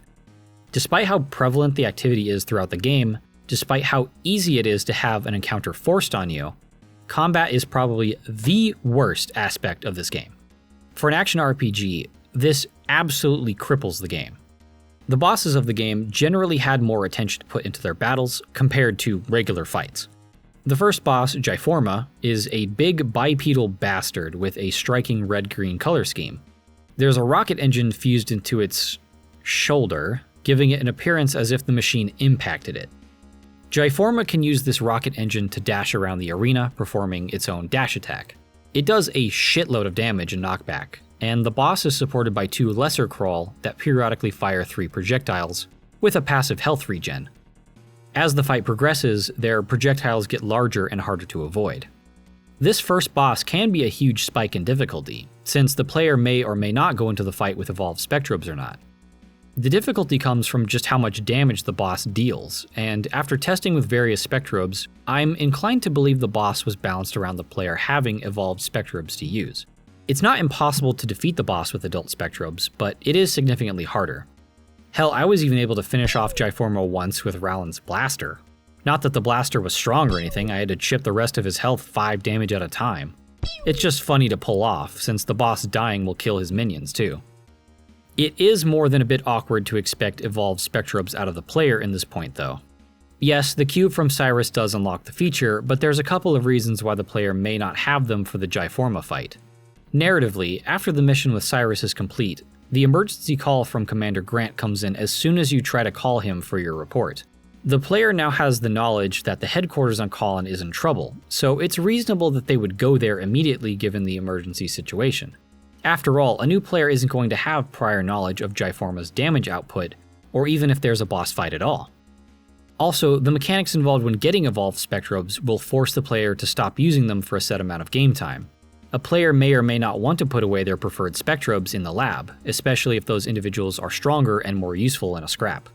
Spectrobes is absolutely a game where you can get by using only the same 2 Spectrobes, and remember, Spycan and Zozane are your starting monsters. Not a huge deal, since even adult Spectrobes can take down Jiforma, but I imagine it can be jarring for some players, particularly kids. Once the big guy is dead, Commander Grant seems to be finally convinced of the seriousness of the Krawl threat. It seemed like before he was kind of on the fence about dealing with the problem, but seeing Spectrobes take down the Krawl where his weapons could not has galvanized him. Grant wants to hold a meeting, and while the preparations for such are being made, Rowland has to make a trip to the reopened museum on Kollin. The curator, Webster, shows off the green keystone, making another mention of the Nessa ruins potentially being a spacecraft. Foreshadowing. It seems Aldous has educated Grant more on how Krawl operate, including selecting a planet in their target system to make a nest. The nest will give the Krawl a base of operations from which to conduct their invasion. Grant wants Rowland to go to the planet Ziba and meet with a woman named Professor Kate. Kate has also reported the appearance of black vortexes, so it's possible the nest is on Ziba somewhere. Off again on another mission. Ziba is a planet known for strong magnetic fields, specifically from its moons. The 2 moons, Akaboshi and Aoboshi, have literally ripped the planet in half during their orbits. The 2 also have a distinct red-blue coloring, further juxtaposing them. Obviously, this situation is far-fetched, but adhering to how space works in our own world is not a rule Spectrobes has ever seriously followed. I mean, look at Rowland. It's very lucky he's able to walk around on each planet's surface without a helmet on. It's lucky there's always a breathable atmosphere, especially on unvisited planets like Himuro and Meido. Anyway, to make the journey, Gina has to apply a demagnetizing coating to the hull of the ship, but as you approach the planet, something goes wrong. The magnetic field is much stronger than normal, apparently due to increased speed on the twin moons. This causes Rowland to make a crash landing on Ziba. While Gina makes repairs, Rowland goes out to find Professor Kate. The planet's surface is pretty unique for what we've seen so far. It's a rocky crag of a planet with lots of deep canyons and bare stone. Some sort of scientific colony has been established here, with metal walkways and machinery throughout. When you meet Kate, she's doing some sort of work with a red keystone. An NPC says she's using it to power a machine. It's a bit of subtle foreshadowing. Kate mentions detecting a shadow between the moons of Ziba, and believes it to be the cause of the strange magnetic field. Kate provides Rowland with a stronger demagnetizing part for the ship, so now our heroes can travel again. Crashing the ship was certainly a setback for Rowland and Gina, but it didn't last very long. The section dealing with the moons works like this. Rowland is searching for what ends up being the next story boss, but there are 2 moons to search. Each moon has a unique level layout despite similar aesthetics. They're both rocky, crater-ridden wastelands dotted with unknown machinery. You can get a pretty good view of the background art here, which helps give the area a mysterious atmosphere. The side paths and hidden spots are fairly interesting, in my opinion, since a couple of them are actually difficult to spot. Although again, all you'll find are fossils and minerals. Combined with the groovy theme, it's certainly one of my favorite locations, at least compared to planets we've seen before. At the end of each area, there's a large half-destroyed machine or vehicle. I can't tell what it is exactly, maybe a hangar or a huge engine. It definitely looks like a potential spot for a Krawl nest. Unfortunately, the first moon you go to will have no sign of the Krawl. You'll always have to go to the other moon to encounter the boss. And speaking of bosses, this one is bad. Its name is Skessa, and it has 2 smaller minions who resemble its shape. This boss appears as a conical shape of tendrils and machinery, obviously quite aerodynamic. The boss and its minions will fly around the arena's edge counterclockwise, and always have an active hitbox on their body. Their damage will knock you down too, even if it's 1 damage. Remember the frustrations with trading hits and being knocked out of your attack animations? This boss is a huge offender in this regard. The boss's other attacks involve flying across the arena to the other side, along with the minions, as well as a more dangerous second move. This second attack has the boss balance on its front tip before spinning like a top, making circles in a wild pattern. This move doesn't do too much damage, but it can hit you multiple times while knocking you down, over and over, putting you into what is often called a stun lock. Combined with the constant circling of the area, this boss can be quite frustrating to deal with. The worst thing about the boss is the fact that it is quite difficult to hit with attacks. Skessa will occasionally stop before doing an attack of its own, and for a short moment after, but besides these instances, hitting the boss while it's moving is very difficult. Not impossible, but I think it's telling that many players, Tanner included, resort to using the combo attacks to slowly wear down the boss's health. Okay, you know what, let's reset them. If we can just even deal enough damage to the little guys to get rid of them, we'll be pretty good. Can you like stop, bros? Yeah, you know what? No, I'm just gonna do this. Just to at least get rid of the little ones too. He's not really able to be hit though.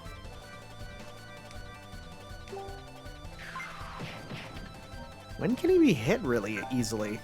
Are you just supposed to pretty much hit him with the move? I don't know how to effectively hit. I mean, you can hit him there, I guess. It just feels like the best way to do it is to just do this, right? I definitely don't remember fighting this guy with his schmovement. There we go. A little annoying, but not that bad. Definitely. This was another boss I also tried to defeat with adult Spectrobes, and I was actually able to pull it off a couple of times with some difficulty. Overall, Skessa doesn't do crushing amounts of damage in the way that Jiforma did. It's just a frustratingly difficult boss to hit. It can interrupt your attacks just by flying around, and has the ability to stun lock the player at times with its spin attack. If you want to deal damage, you have to wait until it decides to stop moving, capitalize on a very short time window, or resort to spamming combo attacks, which you'll have to charge a full CH bar between each use. Just a completely rotten boss fight. Once the boss is defeated, the player can find the Iota Cube, which unlocks the terrain feature in the Incubator. And hey, what a great segue into talking about evolving your Spectrobes. The process of evolving a Spectrobe from its child form to adult and then to evolved requires 2 fundamental objectives to meet.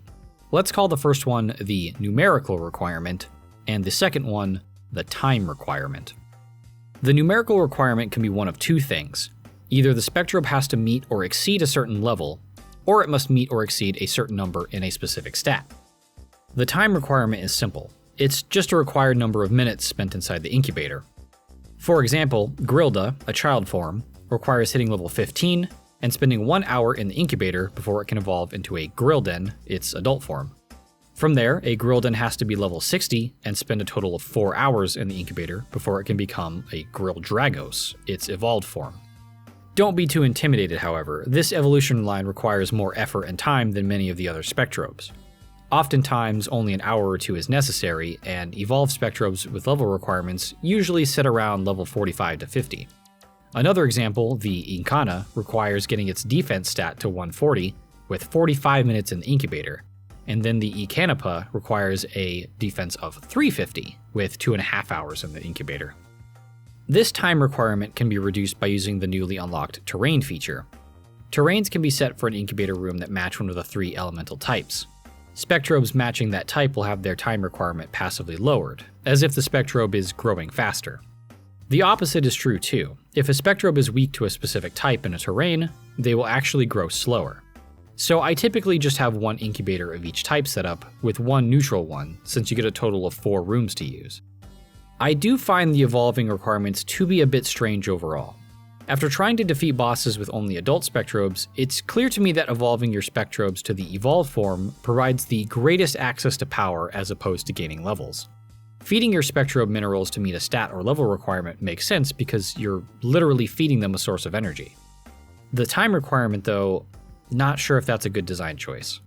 On one hand, you have to stop using the Spectrobes you want for potentially up to a few hours. Time spent with feeding inside the incubator counts towards the requirement, but eventually the game would limit your feeding time via the stat limits. Plus, can it really be expected of a player to sit there in the incubator for several hours? This puts the player in a position where they'll have to put away the Spectrobes they want to use and play the game without them for a time. Spectrobes isn't like disc creatures, where certain monsters are clearly outclassed by others, pressuring the player to swap them out as the game progresses. On the other hand, this period of separation could serve as an opportunity to level other Spectrobes, try new ones, or evolve ones for the support bench. Individual battles are so low stakes, given how easy they are to escape from, so is it really that dangerous to be without your main Spectrobes for a time? Ultimately, I'm not sure how to feel. In principle, for Spectrobes, I don't think it's good to force players to stop using the monsters they want in order to evolve them, but the issue appears to solve itself in a sort of backwards way. I don't know. I'll leave it up to you to think about. Maybe there should be a battles won requirement instead, or something. Perhaps battles should give you more minergy. That could help alleviate the problem of finding them unrewarding. Anyway, raising a Spectrobe's stats involves feeding them the minerals you dig up, as said before. You can assign up to 5 minerals for feeding, which you do by simply dropping them into the incubator. Spectrobes will automatically try and eat any minerals nearby, so if you have 2 in a room, I recommend dropping the mineral on top of the Spectrobe you want. This will almost guarantee the correct Spectrobe will eat the mineral. Minerals fill the minergy bars corresponding to each of the 3 stats. When the bar fills, the Spectrobe levels up and gains more of that specific stat. The further along in its evolution stages a Spectrobe is, the more minerals it takes to fill the bars, but more stats are gained with each level. Eventually, the amount of possible stats gained will sort of max out at a certain point depending on what form the Spectrobe is in. You can see it when the bar turns a full blue color, and the only way to continue gaining stats is evolving your Spectrobe. It's a smart way to limit the player so they don't grind minerals in the early parts of the game and just completely steamroll any obstacle with an overpowered Spectrobe. This brings us to the topic of how best to raise your Spectrobe, because if you think about this system, you might have a few questions. I want to preface this by saying that the game Spectrobes is more than able to be completed without this knowledge. You don't need to min-max to beat the game. We'll talk min-maxing, don't you worry, but let's start with general helpful tips. There's very little you can really do wrong. Spectrobes have a level cap of 128, but you don't want to hit this level cap. That level cap is basically a limit on your Spectrobe stats, and it's actually the stats you want to grow before the level cap is hit. This means you'll want to evolve your Spectrobes as soon as possible, since levels they gain for each stat bar filled will give your creature more stats per level. The player is given a lot of leeway though, as the endgame level of Spectrobes tended to be around level 50 to 60. Maxing out each bar before evolving will ensure you hit the 128 level cap, as you can see with my Incuflare. This was intentional, as I wanted to compare a Spectrobe with a maxed level versus one with all maxed stats. That's right, you can hit a stat limit for a Spectrobe long before you hit the 128 level cap, and here's how. To min-max a Spectrobe, you'll need 2 of a specific mineral to start. These are evolved minerals, and they can be found by defeating the tournament Black Hole Vortex in Nessa Area 2, if you want them before beating the game. After beating the game, there's a specific dig spot in the same area where they'll have a chance to spawn. After obtaining 2, immediately give them to a level 1 child Spectrobe. This will turn them into a level 1 evolved Spectrobe, assuming you've already unlocked that feature. From there, it's as simple as filling their gullets with as many minerals as you can. From what I've read via guides, it's best to focus attack, then defense, then HP, as they tend to max out earlier or later in that order. Though I'm not sure why it matters. Apparently not following that order can add a few unnecessary levels onto your Spectrobe by the end, I think. Eventually each stat will hit its highest possible limit, which is what happened with my Bartolosa. Each stat was maxed out once it hit level 85, just one level short of complete optimization. But yeah, it seems to be pretty easy to understand and accomplish. Again, min-maxing is not necessary to beat the game. I want to talk more about other functions of the lab system too, since there's other useful tools in there. First off, the computer has a database of all obtained Spectrobes, allowing you to see their models up close, read some flavor text about them, and find out if there's any left to discover. I said it before, but I always appreciate a bestiary type feature in any game, especially if there's flavor text involved. There's also a custom part library, which can show you the parts models and serves as another helpful guide to finding them all, if you want. The lineup function serves as a mix between Spectrobe storage and party formation. Honestly, I think the game would have benefited from combining the lineup and incubator parts of the computer, since there's a weird issue. The UI for lineup and the one in the incubator where you swap out Spectrobes are very similar. You can swap Spectrobes from the active party to the incubator slots and vice versa. You can also swap Spectrobes from the support bench to the incubator and vice versa. But you can't swap Spectrobes from the active party into the support bench and the reverse, unless you exit and go to the lineup. I can only assume it's something in the underlying game code, but it would be a nice situational convenience to have that function in both menus. Or, like I said, combine them together. That's really all there is to the lab system. Let's get back to the story. Since this boss is dead, Rowland can confirm the Krawl nest is not on Ziba or its moons and must be elsewhere. Commander Grant says the planet Meido has disappeared from radar, making it the most likely candidate for the Krawl nest. Meido is the furthest planet in the solar system, and unfortunately the manned craft of the Nanairo people are not advanced enough to reach that far into space. This presents a serious problem. Professor Kate pops into the video call, somehow having connected into it.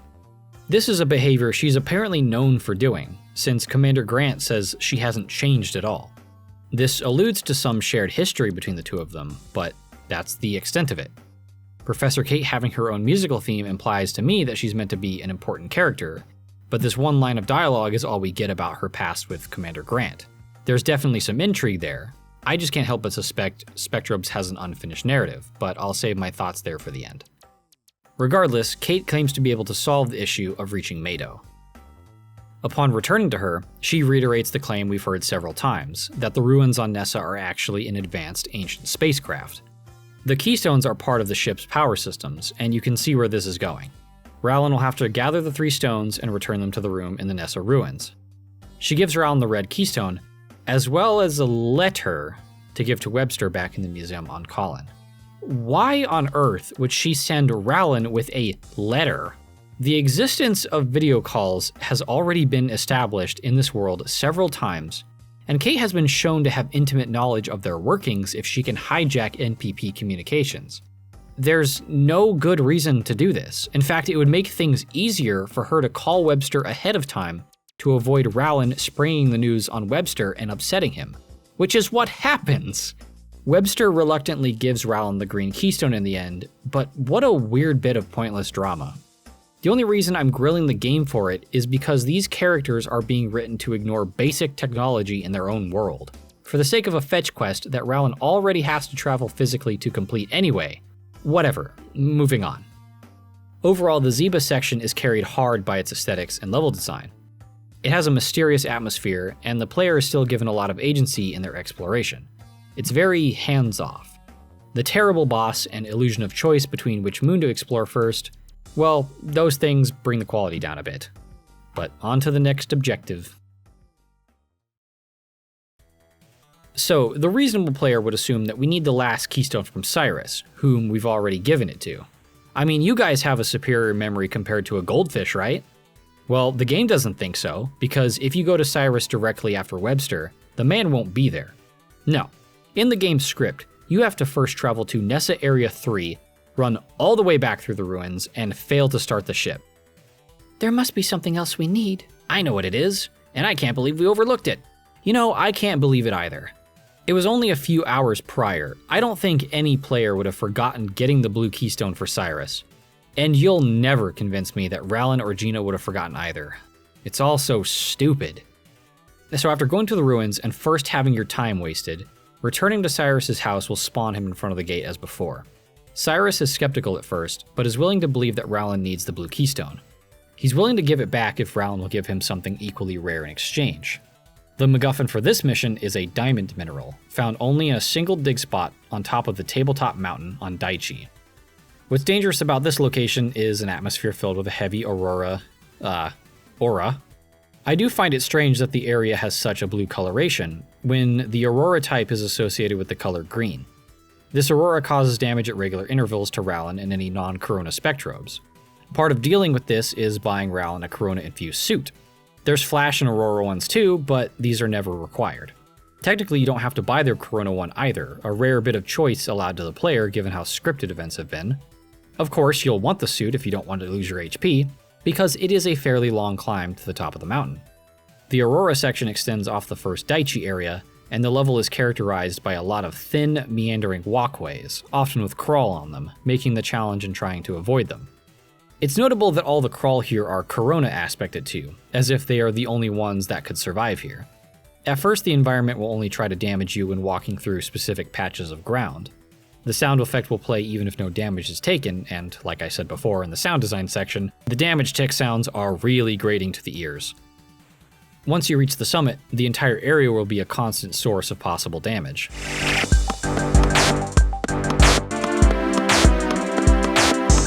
At the top, a boss Krawl will appear. This one is Trunkos, and like the last boss, it's also capable of stun-locking the player.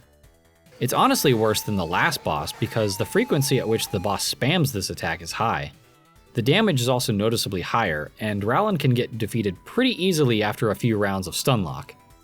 At least Trunkos will actually hold still for a good time after the spin attack, as well as not having minions.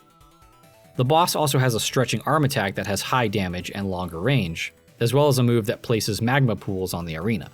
These don't do much damage, but can interrupt your movement and attacks. Fucking slaves, get your ass back here! The Trunkos fight was the one on this playthrough where I could not defeat it with adult Spectrobes. Their defense just wasn't good enough, and their damage output was not high enough. Returning with even just one evolved Spectrobe, it's kind of crazy just how much more effective they are. After defeating the boss, Rowland can search the middle of the tree lotus plant and find the diamond mineral. What's funny is you can actually skip the boss if you hug the outer edge of the circle after the first encounter and get the mineral that way. Gina warns you not to break it, but as far as I saw, it can't be broken. It's diamond. Returning to Nessa, Cyrus almost starts salivating when he finds out you have the diamond, and gives you the blue keystone you need. Cyrus is probably one of the most consistent characters in this story. I would say he's not a bad guy at heart, just greedy and unwilling to do things for free. Still, he's willing to ultimately assist Rowland in saving the Nanairo system. In terms of character writing, you can expect him to always want an even exchange, but he himself is also willing to provide rewards when he needs something done. I wouldn't say he's a deep character or anything, but in a game where most characters have the depth of a puddle, Cyrus's character writing holds just a little bit more water. Now for the final run of the Nessa ruins. Once Rowland reaches the Keystone room, another boss Krawl breaks in before the stone can be placed. This is Carcassa, a huge Krawl with a huge health pool, minions, and a big chunk of temple to hit you with. It's honestly an easy fight, especially with evolved Spectrobes. The boss's attacks are very high damage, but slow and with limited range. The boss's minions have a limited range projectile attack and will passively heal their allies, but they can be easily killed. Alternatively, focusing the boss down works too, since like other bosses, defeating them ends the fight regardless if the minions live. After the boss fight, Rowland and Gina can finally activate the ancient starship. After this scene, the ruin section is forever locked off, but that's no issue. The ship emerges from the ground, and we can see it's made of several large pyramid structures. The wings of the ship are made of glowing energy in each of the 3 keystone colors, and they flap almost like a bird's. I think it's a pretty cool ship. Instead of walking down from the original ship's ramp, now the player is teleported directly to a planet's surface. The only downside is now there's an extra room to walk through whenever you want to enter or exit the ship. But this is just a nitpick, and the prestige of owning this ship eclipses any complaints I have. Immediately, Rowland and Gina attempt to fly straight to Meido, but are repelled by the black vortexes on the planet through some nondescript means. For their safety, the protagonists make an emergency retreat to the 6th planet, Himuro. On the icy planet, Rowland, Gina, and Aldous brainstorm on how to proceed. Aldous suggests getting a strong light source to force a way onto Meido, since the Krawl hate light. Gina mentions that there's no sign of the Krawl in Himuro, possibly due to the ice creating a natural lens to focus the distant sun. That's an idea? With nothing else to go off of, Rowland decides to explore Himuro. As you step out into Himuro, you're hit with that great theme. Walking around, you'll soon see Krawl vortexes roaming about. Didn't Gina just say that there was no sign of the Krawl? Well, whatever. As you explore, you'll find ancient ruins and a similar teleporter to the one on Nessa. The level here involves opening a main door by activating switches in other areas of the planet. There are 2 in total, found to the east and the west, and each having their own teleporters. These are interior sections within the ruins. The path to these switches involves some thin walkways with a few patrolling vortexes, which can be difficult to avoid. Again, being able to quickly dispatch them or escape the battle deflates how dangerous they are. Once both switches are activated, you can enter the main door of the ruins. At the end of the corridor, Rowland finds a terminal with a large screen suspended in the air up ahead. It's a mechanism that allows Himuro to spin around, acting as a lens to focus sunlight directly onto Meido. After some prompting by Gina, Rowland does exactly this, and the beam of light parts the black vortexes enough to allow a landing area for our ship. And we are going to back up a bit because holy shit, this raises a lot of world-building questions. For starters, Himuro clearly does not orbit the sun the way all the other planets do. In fact, it orbits Meido, and given its smaller size, would this not make it a moon of Meido rather than the 6th planet in the system? Second, I know the advanced ancient ones are a common trope in fiction, not just video games. But how would these ancient people have known Meido would become a Krawl nest? We find ancient ruins on Himuro as well as Meido later on, so clearly these were inhabited spaces. Did the ancients really anticipate a Krawl invasion in the distant future? Because it sure is convenient that they created a man-made solution to our hero's problem, placed it in the right spot in the system to be useful, and our protagonists just happened to find it right when they needed it. Also, I'm no physicist, but wouldn't a lens made of ice eventually melt due to heat energy from the light passing through it? I know, Spectrobes barely follows real-world physics, but that doesn't mean I'm not going to ask these questions. And, there could have been answers to these conveniences, but there's nothing. No records left behind, no messages or instructions from the ancients, nada. It's such a shame too, because there could be genuine mystery and intrigue here. But the ruins on Himuro are just a level. The terminal controlling the planet's rotation might as well be a big button labeled Deus Ex Machina. What a waste of an opportunity. On the terminal is a key item called the Relic Crystal. Taking it back to Aldous will reveal the existence of an Ultimate Form Spectrobe. The items needed to use these Ultimate Form Spectrobes are called Geos, and the Relic Crystal references the location of the Flame Geo being in the lava flows on Genshi. For ease of exploration, I'm going to call these Ultimate Form Spectrobes the Geo Summons, for reasons explained later. Overall, before we leave Himuro, I have to say it is the strongest section in terms of level design. In a gameplay sense at least, ignoring the plot holes. While I wouldn't go so far as to call activating the switches a puzzle, it's the closest thing we have in the game to one. It has the most clear intent when it comes to the level layout, what your objectives are, and how obstacles are placed. It's admittedly very simple, only requiring travel to the east and west, with the choice of direction essentially being a coin flip depending on player preference. The placement of vortexes on thin walkways to make them hard to avoid is not exclusive to Himuro, but it's evidence of some intent behind the design. This is opposed to many of the previous areas that are essentially just large, open, empty areas with black vortexes roaming about. And I guess Himuro does get some points for being aesthetically pleasing too. Describing this makes Himuro's level design come off as being, well, not all that great. And you'd be right. I'm only really describing it relatively compared to the rest of the game. If this were a school, and one kid gets a C- on a test, while everyone else got Ds and Fs, yeah, technically that kid got the best grade, but it's still far from excellent. In general, Spectrobes really doesn't do a good job with its level design. Like I said before, previous areas consist largely of open, empty areas. Nessa areas 2 and 3 are the worst offenders here. The Nessa ruins, being an artificial structure, at first it does shrink things down, but by the end it still ends up being large, open rooms with little to do but run through them. And this open, empty structure permeates the majority of planets in the game to varying degrees. Of course, places like Daichi are more linear in shape, but nonetheless have little substance, like obstacles or things to interact with outside of dig spots. The most interesting obstacles are ramps or walkways with Krawl on them, as mentioned before, and this extends even to Genshi Area 2 and Meido. It's like the designers relied solely on this one type of obstacle when they decided to increase the challenge. Even when the player finds small side areas, or little nooks and crannies, there's nothing to find except the same dig spots that can be found elsewhere. Out of all the many dig spots in the game, only a tiny handful of them contain unique fossils or minerals. What comes to mind immediately is the mesopod and mossopod fossils, but these are far from the norm in Spectrobes because overall, all I can conclude is that these levels have a huge problem of being empty and unrewarding to explore, with some planets being better or worse. Of course, I don't know exactly what the developers' intentions were here, I can only make educated guesses based on recognizing a pattern. Not asking for Labyrinth Rat Maze dungeon crawler levels by any means, but there needs to be more substance here. But yeah, the level design aspect is really lacking. It's a shame that the highlights of the game are just not particularly stimulating, at least in my experience. So now that Meido is finally accessible, the player is given two options. Either Rowland can go straight to Meido and attack the Krawl nest, or he can travel to Genshi Area 2 first in order to obtain the Flame Geo. Hopefully the Flame Geo will give our protagonists an edge in their assault on the nest.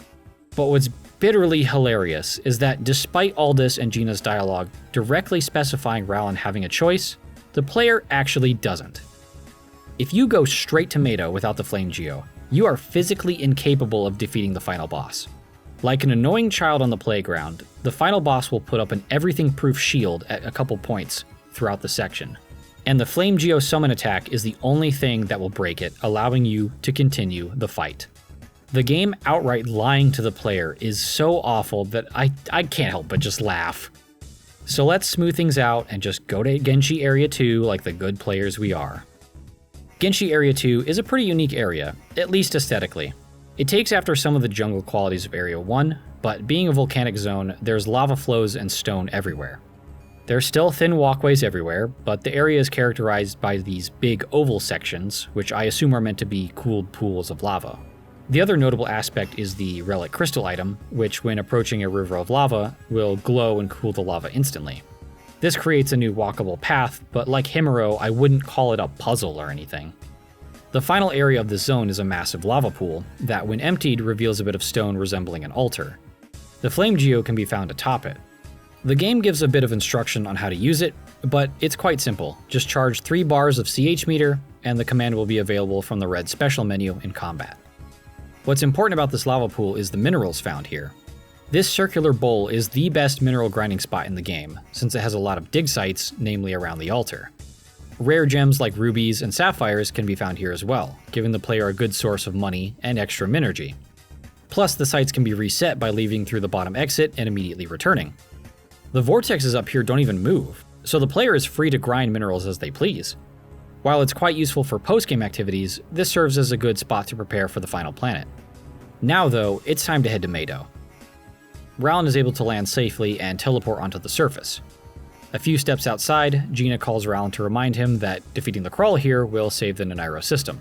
I'm not sure why this cutscene was placed here, it's not like we need a reminder of our main objective this far into the game. Anyway, Meido is probably the most complex planet to explore, which is appropriate for its status as the final area of the game. There's a lot of little canyons, nooks, crannies, and underground areas.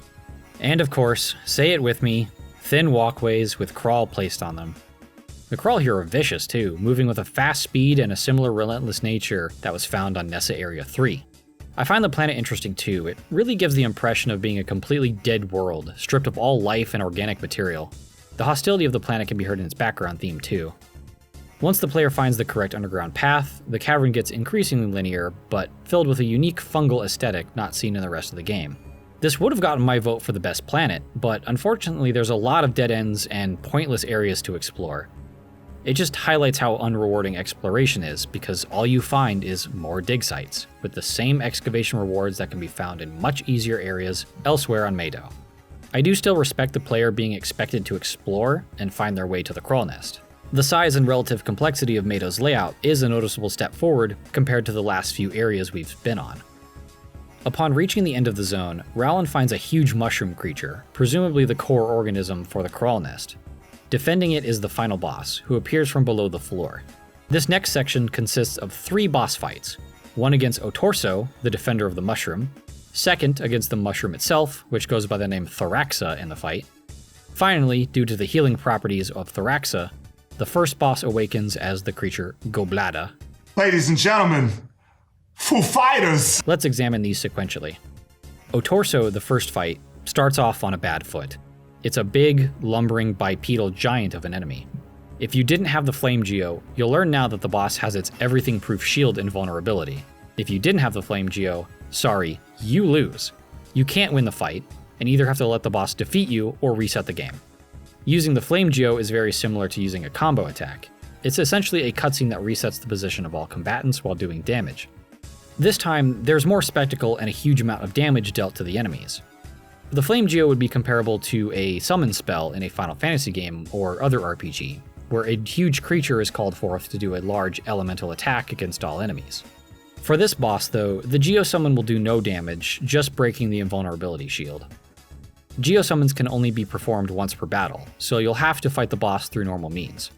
Otorso is honestly piss easy, it moves incredibly slow, and its attacks involve sending out purple shockwaves that do decent damage. It makes getting close to the boss a bit tricky.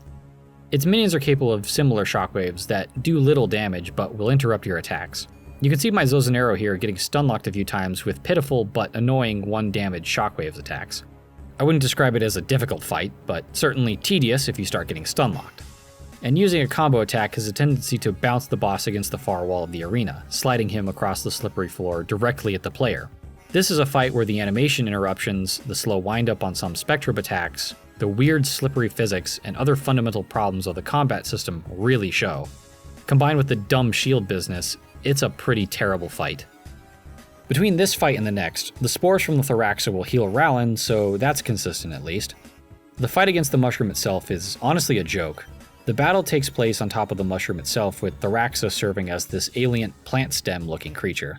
It doesn't actually move or do anything besides respawn its minions upon their defeat. These minions are incredibly weak, with only 100 HP, so it's actually better just to ignore them and beat on the boss itself. I guess narratively it makes sense why another boss would be protecting this creature, as Thoraxa is pretty defenseless. Still, for a boss fight, it's another stinker. The final fight is again the resurrected first boss. Goblata is still a bipedal giant, but is now covered in spikes, with a menacing face taking up its entire torso. It has sharp claws and a cannon arm, giving the whole creature an appearance not unlike a dead tree. It also has the highest HP of any enemy, hitting the maximum at 999. It attacks with homing projectiles as well as a swiping claw attack. It also possesses a shockwave attack similar to its previous form. At around 650 HP, the everything-proof shield comes back up again. Hope you didn't lead the fight with a Geosummon like I did once on my hardware playthrough. You'll be shit out of luck otherwise. Once the shield is dispatched, Goblata will gain the ability to jump forward, which isn't a big deal, but at low health it'll start rapidly healing itself. It must be interrupted, otherwise you'll never bring it down. The slow startup on a lot of Spectrobe animations really bit me in the ass here. Same with the slow CH charge speed, despite being fully buffed by my support bench too. It can lead to an embarrassing scenario like this, where I'm struggling to get good attacks out fast enough to outpace his healing. God forbid you whiff an attack too. What's funny is, aside from the healing, the boss isn't very threatening. The player can easily stay out of its claw range, and its one projectile attack really doesn't do a lot of damage. Staying close to the boss tends to bait out the claw attack too. Looking at how Tanner handled this boss, he didn't have much trouble outside of struggling to control his Shacoblad due to its shaky movement and tethering. No, don't whiff. Buddy? Stop. Okay. Thankfully we do a lot of damage, and this... I hate the whiffing. Hell, by comparison, the first boss of the game is more challenging, but I think that's due to the possibility of lacking evolved Spectrobes. We really have seen a decrease in the relative challenge of these boss encounters once I had evolved Spectrobes full time. Overall, these final boss fights are unforgivably bad. The invulnerability without the so-called optional Flame Geo is bad enough, but the bosses seem to jump between completely helpless and frustrating to fight. At times with Otorso, the boss's attacks seem to purposefully stun the player rather than really damage them. Thoraxa could barely constitute a battle, perhaps it could have stronger minions or something.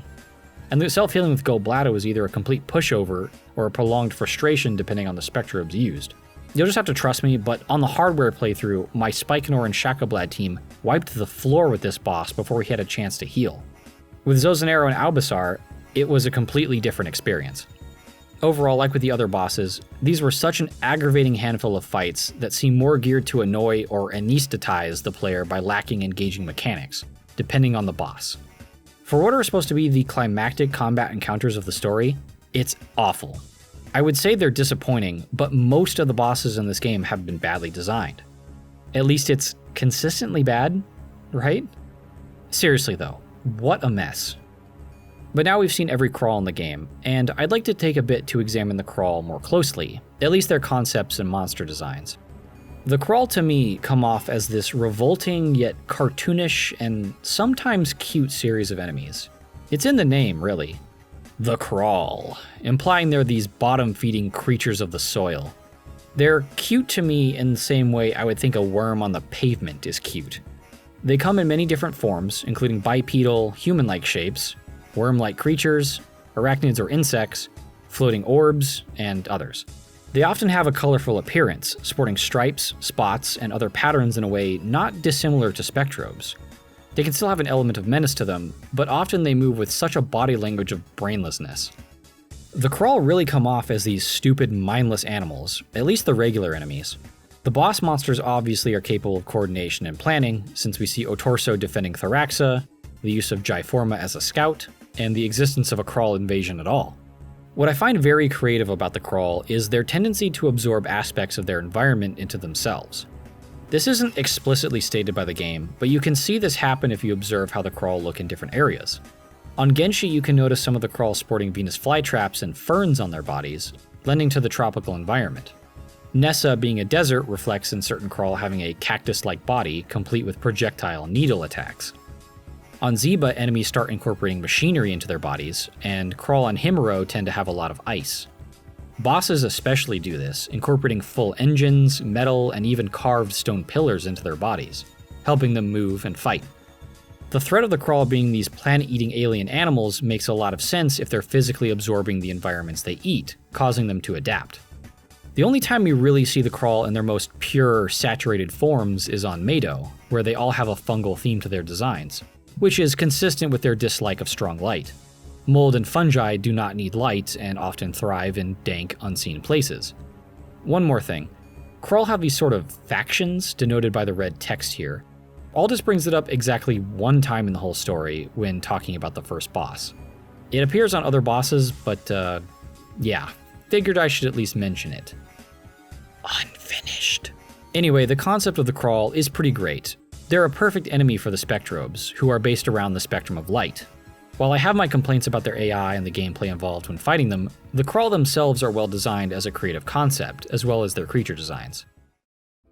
Once the final boss is defeated, Rowland has to escape Meido, as apparently the planet's structure has become unstable after the defeat of the Krawl. It's assumed Rowland flies back to the ship, where him, Gina, and Aldous share congratulations, and give gratitude for each other's accomplishments. The same sentiment is extended to the Spectrobes themselves, too. A transmission call sounds, looks like Gina forgot to report into Commander Grant. A final bit of comedy, ending with Rowland reporting their victory. Roll credits. The credit sequence shows the original ship flying past each planet in the system and back to Kollin, so we can assume the group made it home safely. But wait, didn't they need the ancient shit? Anyway, let's talk postgame. As always, postgame refers to the activities unlocked and available after completion of the game's main story. When you re-enter the game acts as if Rowland has yet to defeat the final boss, Golblada. You can actually go back to Meido and fight it again if you want. As for postgame activities, there aren't very many, to be honest. What's immediately useful is the new spawn location of evolved minerals in Nessa Area 2. Excavating them here is a much easier and faster way than completing the 30-round black hole tournament vortex found in the same area. According to a player guide, the evolved mineral has a roughly 25% chance to be spawned in a very specific spot. If you wanted to quickly fill out the Spectrobes database, this would be the quickest way to do it. Or if you wanted to engage in some min-maxing. There's no new Spectrobe fossils to find in the postgame though. There are a few new minerals to find, such as gold, titanium, chrome, and uranium, which sell well, but I had no need for money by this point. There are also minerals that reduce Spectrobe stats to different severities, so their usefulness is dubious. You can also start finding the chroma minerals too, which will change a Spectrobe to one of the custom colors without having to awaken a whole new Spectrobe. But the biggest activity in the postgame are the new black hole tournament vortexes. You can learn the relative location of each by talking to Commander Grant. All of them are essentially the same, just with an increasing number of battles to win.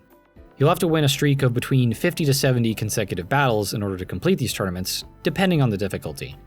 The ones on the Tabletop Mountain and Ziba Area 2 have 50 and 55 battles respectively, while the ones in Himuro and Meido are the highest at 70 battles apiece.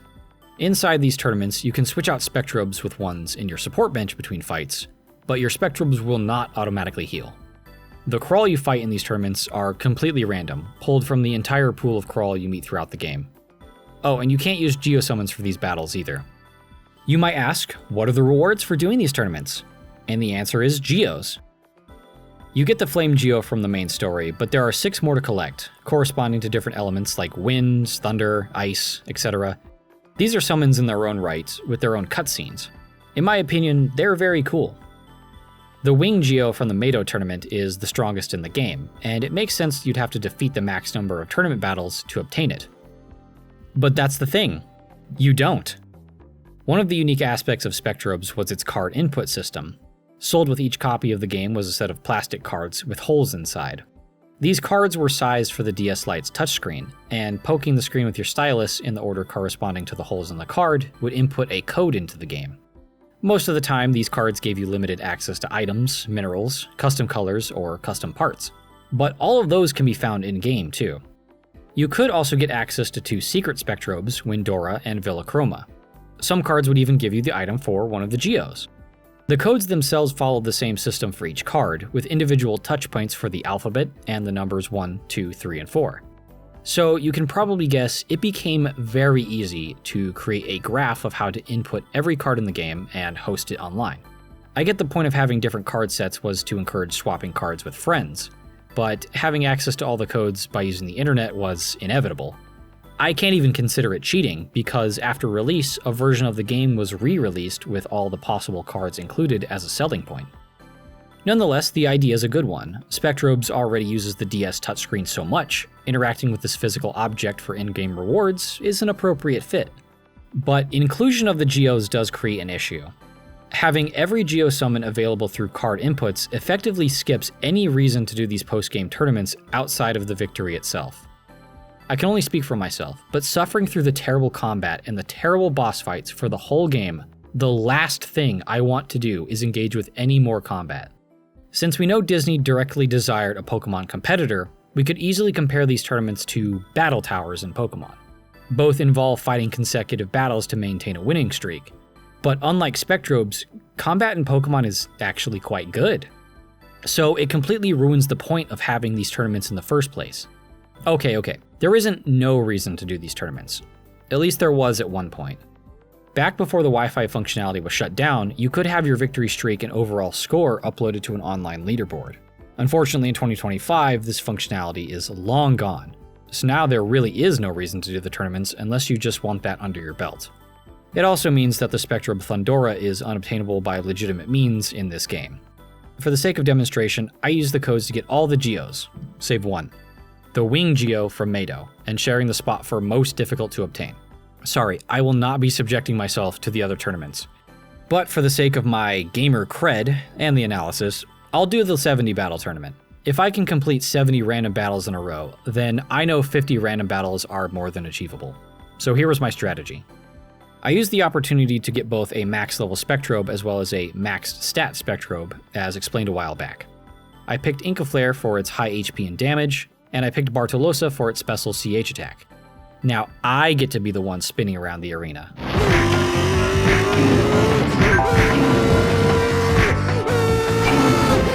Each fight would play out similarly. Charge up a spin attack, wipe almost everything out, and finish off any stragglers with either of my Spectrobes. Still, in 70 battles against Krawl, little unlucky interactions, whiffs, and moments of bullshit can still happen. While I never had to switch out my Spectrobes with support ones, I did use up my 3 healing items and still get low on health. But I did it, all 70 battles in a row, and was rewarded with the Wing Geo. What sours the whole Geo reward thing though, is that they really aren't useful anymore. You can't use them in other tournaments, only on regular enemies and the one repeatable boss fight on Meido. They all do the same thing, just with more or less amounts of damage. By this point in the game, the player is undoubtedly so powerful that no encounter should pose any threat. Sure, you can further trivialize any Krawl battle now, but for what purpose? A lot of RPGs have a super boss or extra difficult dungeon to wield this power against, but Spectrobes has nothing like this. So yeah, that's the postgame. And with that said, it's time to take a look at the whole thing, each of the aspects of the game, and come to a conclusion about the overall quality. At the end of it all, Spectrobes is a game with both strengths and flaws, like any game. But when we analyze this game, it's more about how saturated the game is. Saturated meaning how much of these good, bad, or otherwise neutral qualities exist within the game, and how much they affect the overall experience, and the quality of the craftsmanship involved. The concept behind Spectrobes, as we received in the released game, is a strong one, not to mention unique.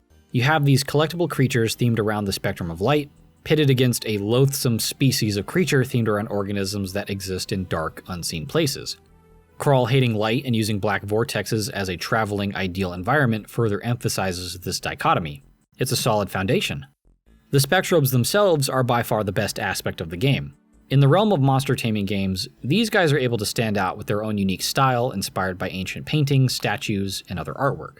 The amount of detail in each design is quite impressive, even if some of that detail is lost due to the small screen. Whether you like them or not is subjective, but it's undeniable that a lot of effort was put into creating these creatures. For me personally, collecting and evolving them all just to see the different forms was more than enough motivation to keep playing. And even despite the limitations of the DS hardware, overall the game looks fine. Simple 3D alongside sprite art was common for games of the time period, and the sprite art at least looks great. As said before, characters are expressive and stylish, and the backgrounds used on planets create a lot of atmosphere. While certain qualities about the 3D side of things can look strange, like the rolling log effect, I can more than forgive some visual weirdness since it doesn't affect the game's quality. The science fiction setting, the different planets, and their individual environments are nonetheless visually presented with a satisfactory level of effort and detail. For me. Think of it what you will. The UI, of course, is a visual mess with a lot of unnecessary detail and visual noise. There's interesting ideas, like having menu options be 3D objects, but it creates enough unnecessary waiting time between menu selections to get on the nerves. I'm not much one for minimalism, but Spectrobes would have benefited from simplifying some of the UI down. On the audio side of things, there's some issues with mixing sound effects and the general compression of the DS, but I found the music to overall be pretty solid if lacking variety in battle themes, speaking subjectively. There is a missed opportunity with the Spectrobes though, as they don't have any unique sound effects, no roars, screeches, or vocalizations that could help bring these creatures more to life. Overall, the sound is fine, with neither the positives or the negatives outweighing each other. The gameplay overall has some great facets to it, but is overwhelmed by some seriously terrible qualities. Excavation and the raising of Spectrobes functions well, with the former allowing for players to naturally improve by playing the minigame. While improvements could certainly be made, namely the lack of usefulness on most of the alternative tools, there's very little wrong with Excavation.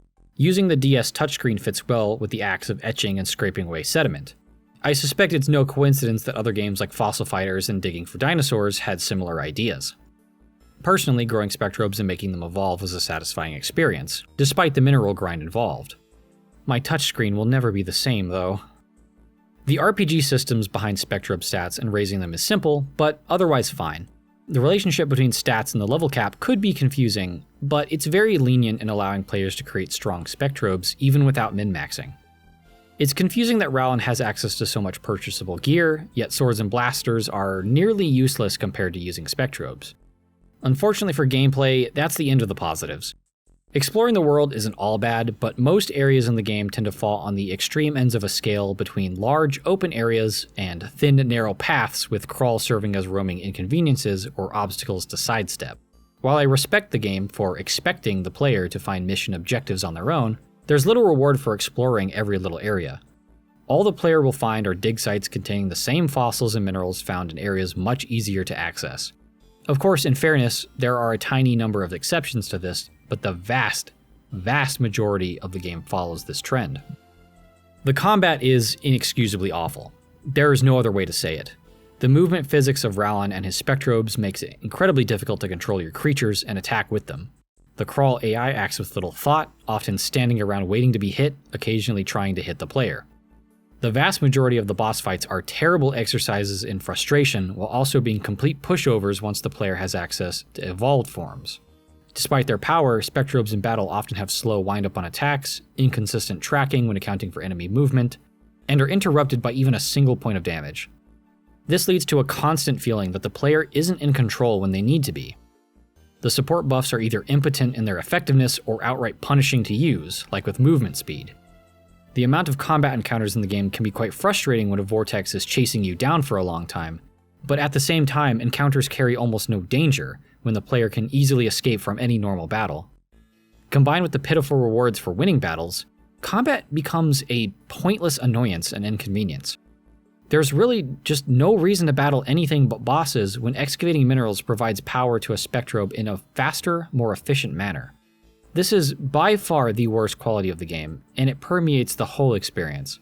Even the postgame is just more of these terrible battles where the rewards, in theory, can be obtained by skipping the tournaments entirely. A lot of this conclusion so far has been reiteration, but we haven't discussed the game's narrative in entirety. There's quite a few problems, but let's start at the beginning. When creating a new series, it's important to establish your setting early through world building, even just a little. People who are new to your world have little understanding of what the rules are, how the world functions, and how characters interact. With creative writing, your world and characters are supposed to have existed before we begin observing them. It's not necessary to load the player with history and info right off the bat.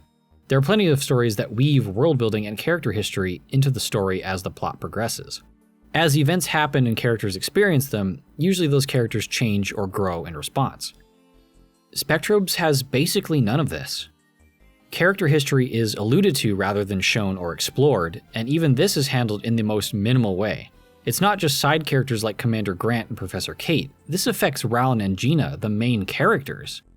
Rowland being some hothead wild officer who does things his own way, sometimes messing up missions, is only mentioned in dialogue. Throughout the game, Rowland is shown to follow orders directly and achieve success despite encountering a few temporary setbacks. In fact, it's Gina who generally creates mistakes on missions by not reporting into Commander Grant. But is that one fault enough to flesh out a main character? Absolutely not. For Rowland, is saying "ikuze" as a catchphrase enough to flesh out a character? It's funny and endearing to me, but again, no. Aldous should be the most tragic character, having his home system destroyed, ending up in an alien world. Yet after the first few dialogue sections, he's apparently fine. We never see how our main characters feel about any of the game's events outside of completing the current mission. They're made shallow by the nature of being protagonists, swept up in a series of one gameplay objective after another. The morally gray nature of Cyrus, fucking Cyrus, is the most interesting bit of characterization in the whole game. The constant missions are another thing too. I guess we would call this pacing, meaning how fast or slow the plot progresses. It's just constant mission after mission with almost no time to slow down and develop characters or the setting of Nanairo. I understand there's an existential threat looming, but that doesn't stop the game from locking the player into nonsensical scripted events like returning to the ruins with only the red and green keystones, or delivering fucking letters in a setting with established video calls. I can't help but feel this story is woefully incomplete. The whole game has this feeling to me, honestly. The shallow characters, the empty areas, the constant jump from mission to mission, the rough combat, these all contribute to this hunch I can't shake. Maybe the complete reworking of Phil and Helen's original concept ate up time, or maybe the deadline was too strict, I can only speculate. But after all this analysis, I can say that Spectrobes is below average as a game. It's not completely horrible, but the good qualities are held back by so many fundamental problems in both narrative and gameplay. It is at best mediocre, and that's a damn shame. I have fond memories of this game from adolescence, but it is not a good game. Nostalgia is no saving grace here. I still like Spectrobes though, the creatures. I want to raise them, battle with them, awaken them, and collect them. They're fucking awesome. They just need a better game. I'm well aware of the sequels, Beyond the Portals and Origins. In fact, I also played the former on release. I'm willing to believe online discussion at face value that these games are improvements, and you can bet I'll cover them in the future.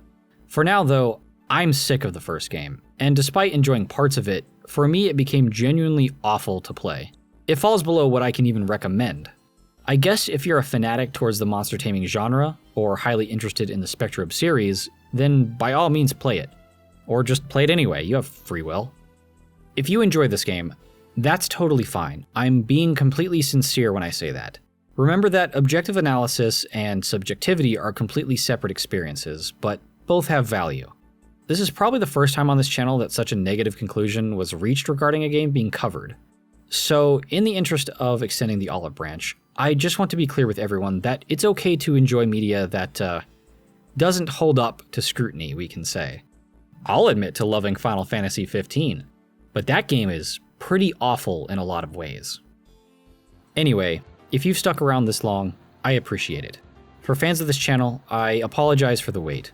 This video took longer than expected, largely due to back-to-back illness over the holidays themselves, and if you've been keeping up with the community posts, you'll know I spent a couple weeks dealing with some freelance work that went sour. Just wanted to be transparent about things, but I am working hard to get these out. For the next game, I've got a few different ideas, cassette beasts being a likely choice, but you'll just have to wait and see. Please do subscribe to the channel and check out my previous videos if they strike your fancy. Likes and comments are always appreciated as well, and I try my best to read every comment. But even just watching the video is more than enough. If you're interested in helping support the channel, there is both a Patreon and Subscribe star if that's amenable. You'll even earn your name in the credits slate, like these kind people here.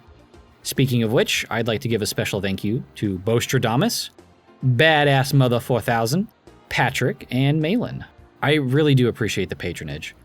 Since the last video, we've jumped over 500 subscribers to a total of 984 at the time of writing this final edit, which is frankly insane, but thank you all. Oh, one more thing. I'm trying to get into a schedule of streaming on Twitch once a week as a way to fill the space between videos. It's nothing too crazy, just a way to play games casually and hang out. The games don't even have to be monster taming related. At time of writing, we've done one stream where I had early access to the demo of Monster Crown Sin Eater. The developers and a few playtesters were there too, and it was fun. Even got my save file soft locked, which was funny. Thank you again, Ahab, for helping me fix it. I don't want to bog down the community posts with stream announcements, but I will post them regularly on Twitter. Please follow me there or on Twitch if you're interested and want to be notified. With that said, I'll see you in the next video.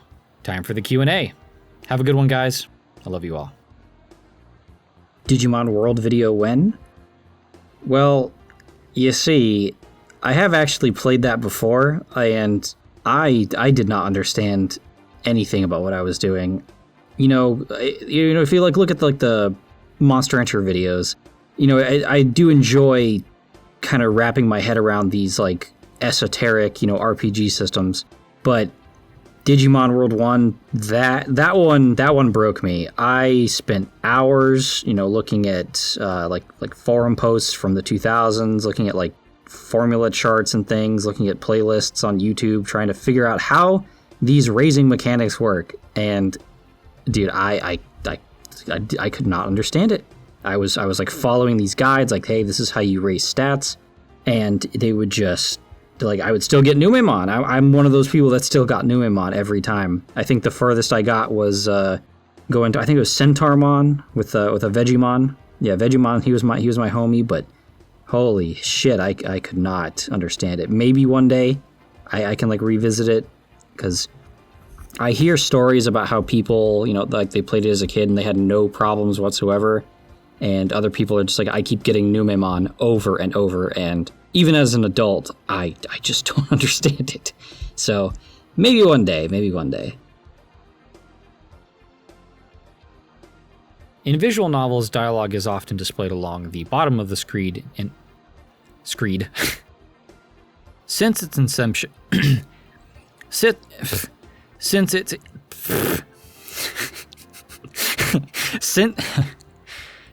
inception as